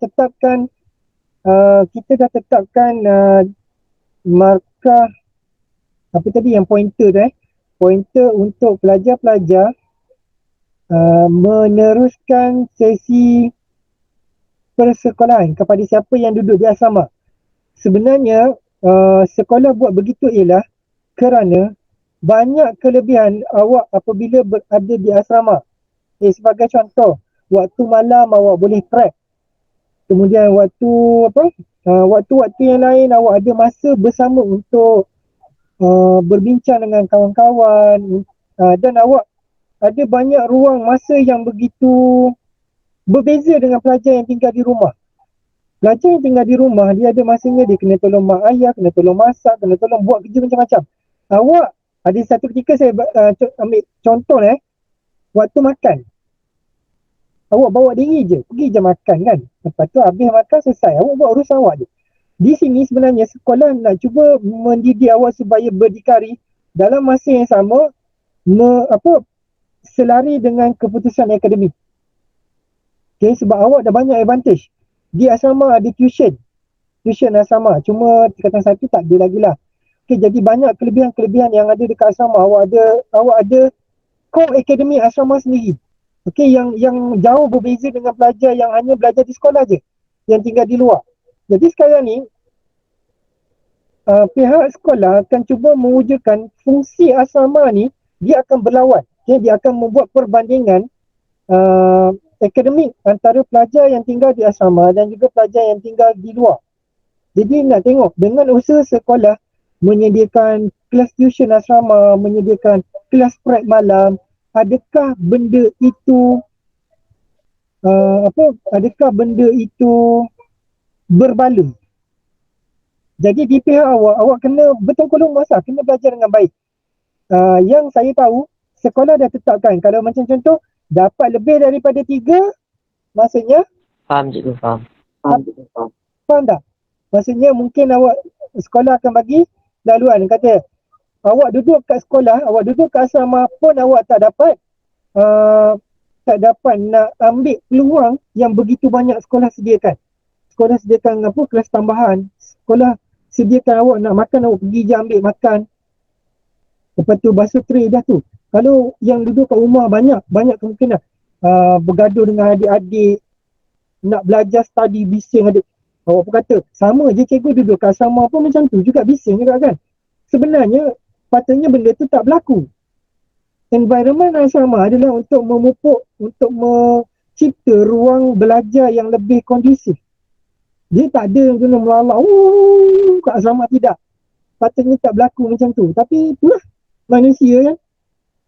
Kita buat macam mana? Boleh faham tak Yusof? Faham cikgu, faham. Boleh Okey, ada soalan lain lagi nak tanya? Saya tak ada masalah, saya suka berkongsi. Saya boleh je kalau nak kaunseling pun boleh, tak ada masalah. Tak payah tu Cikgu Azmah kaunseling, saya pun boleh. Cuma tak ada lesen je. Cikgu Azmah pun tak ada lesen juga. Cuma dia ada sijil sebagai guru bimbingan kaunseling. Tapi saya pun memang ada background sikit dan isteri saya pun kaunselor. Jadi apa benda yang Cikgu Azmah buat tu pun memang saya tahu sikit-sikit.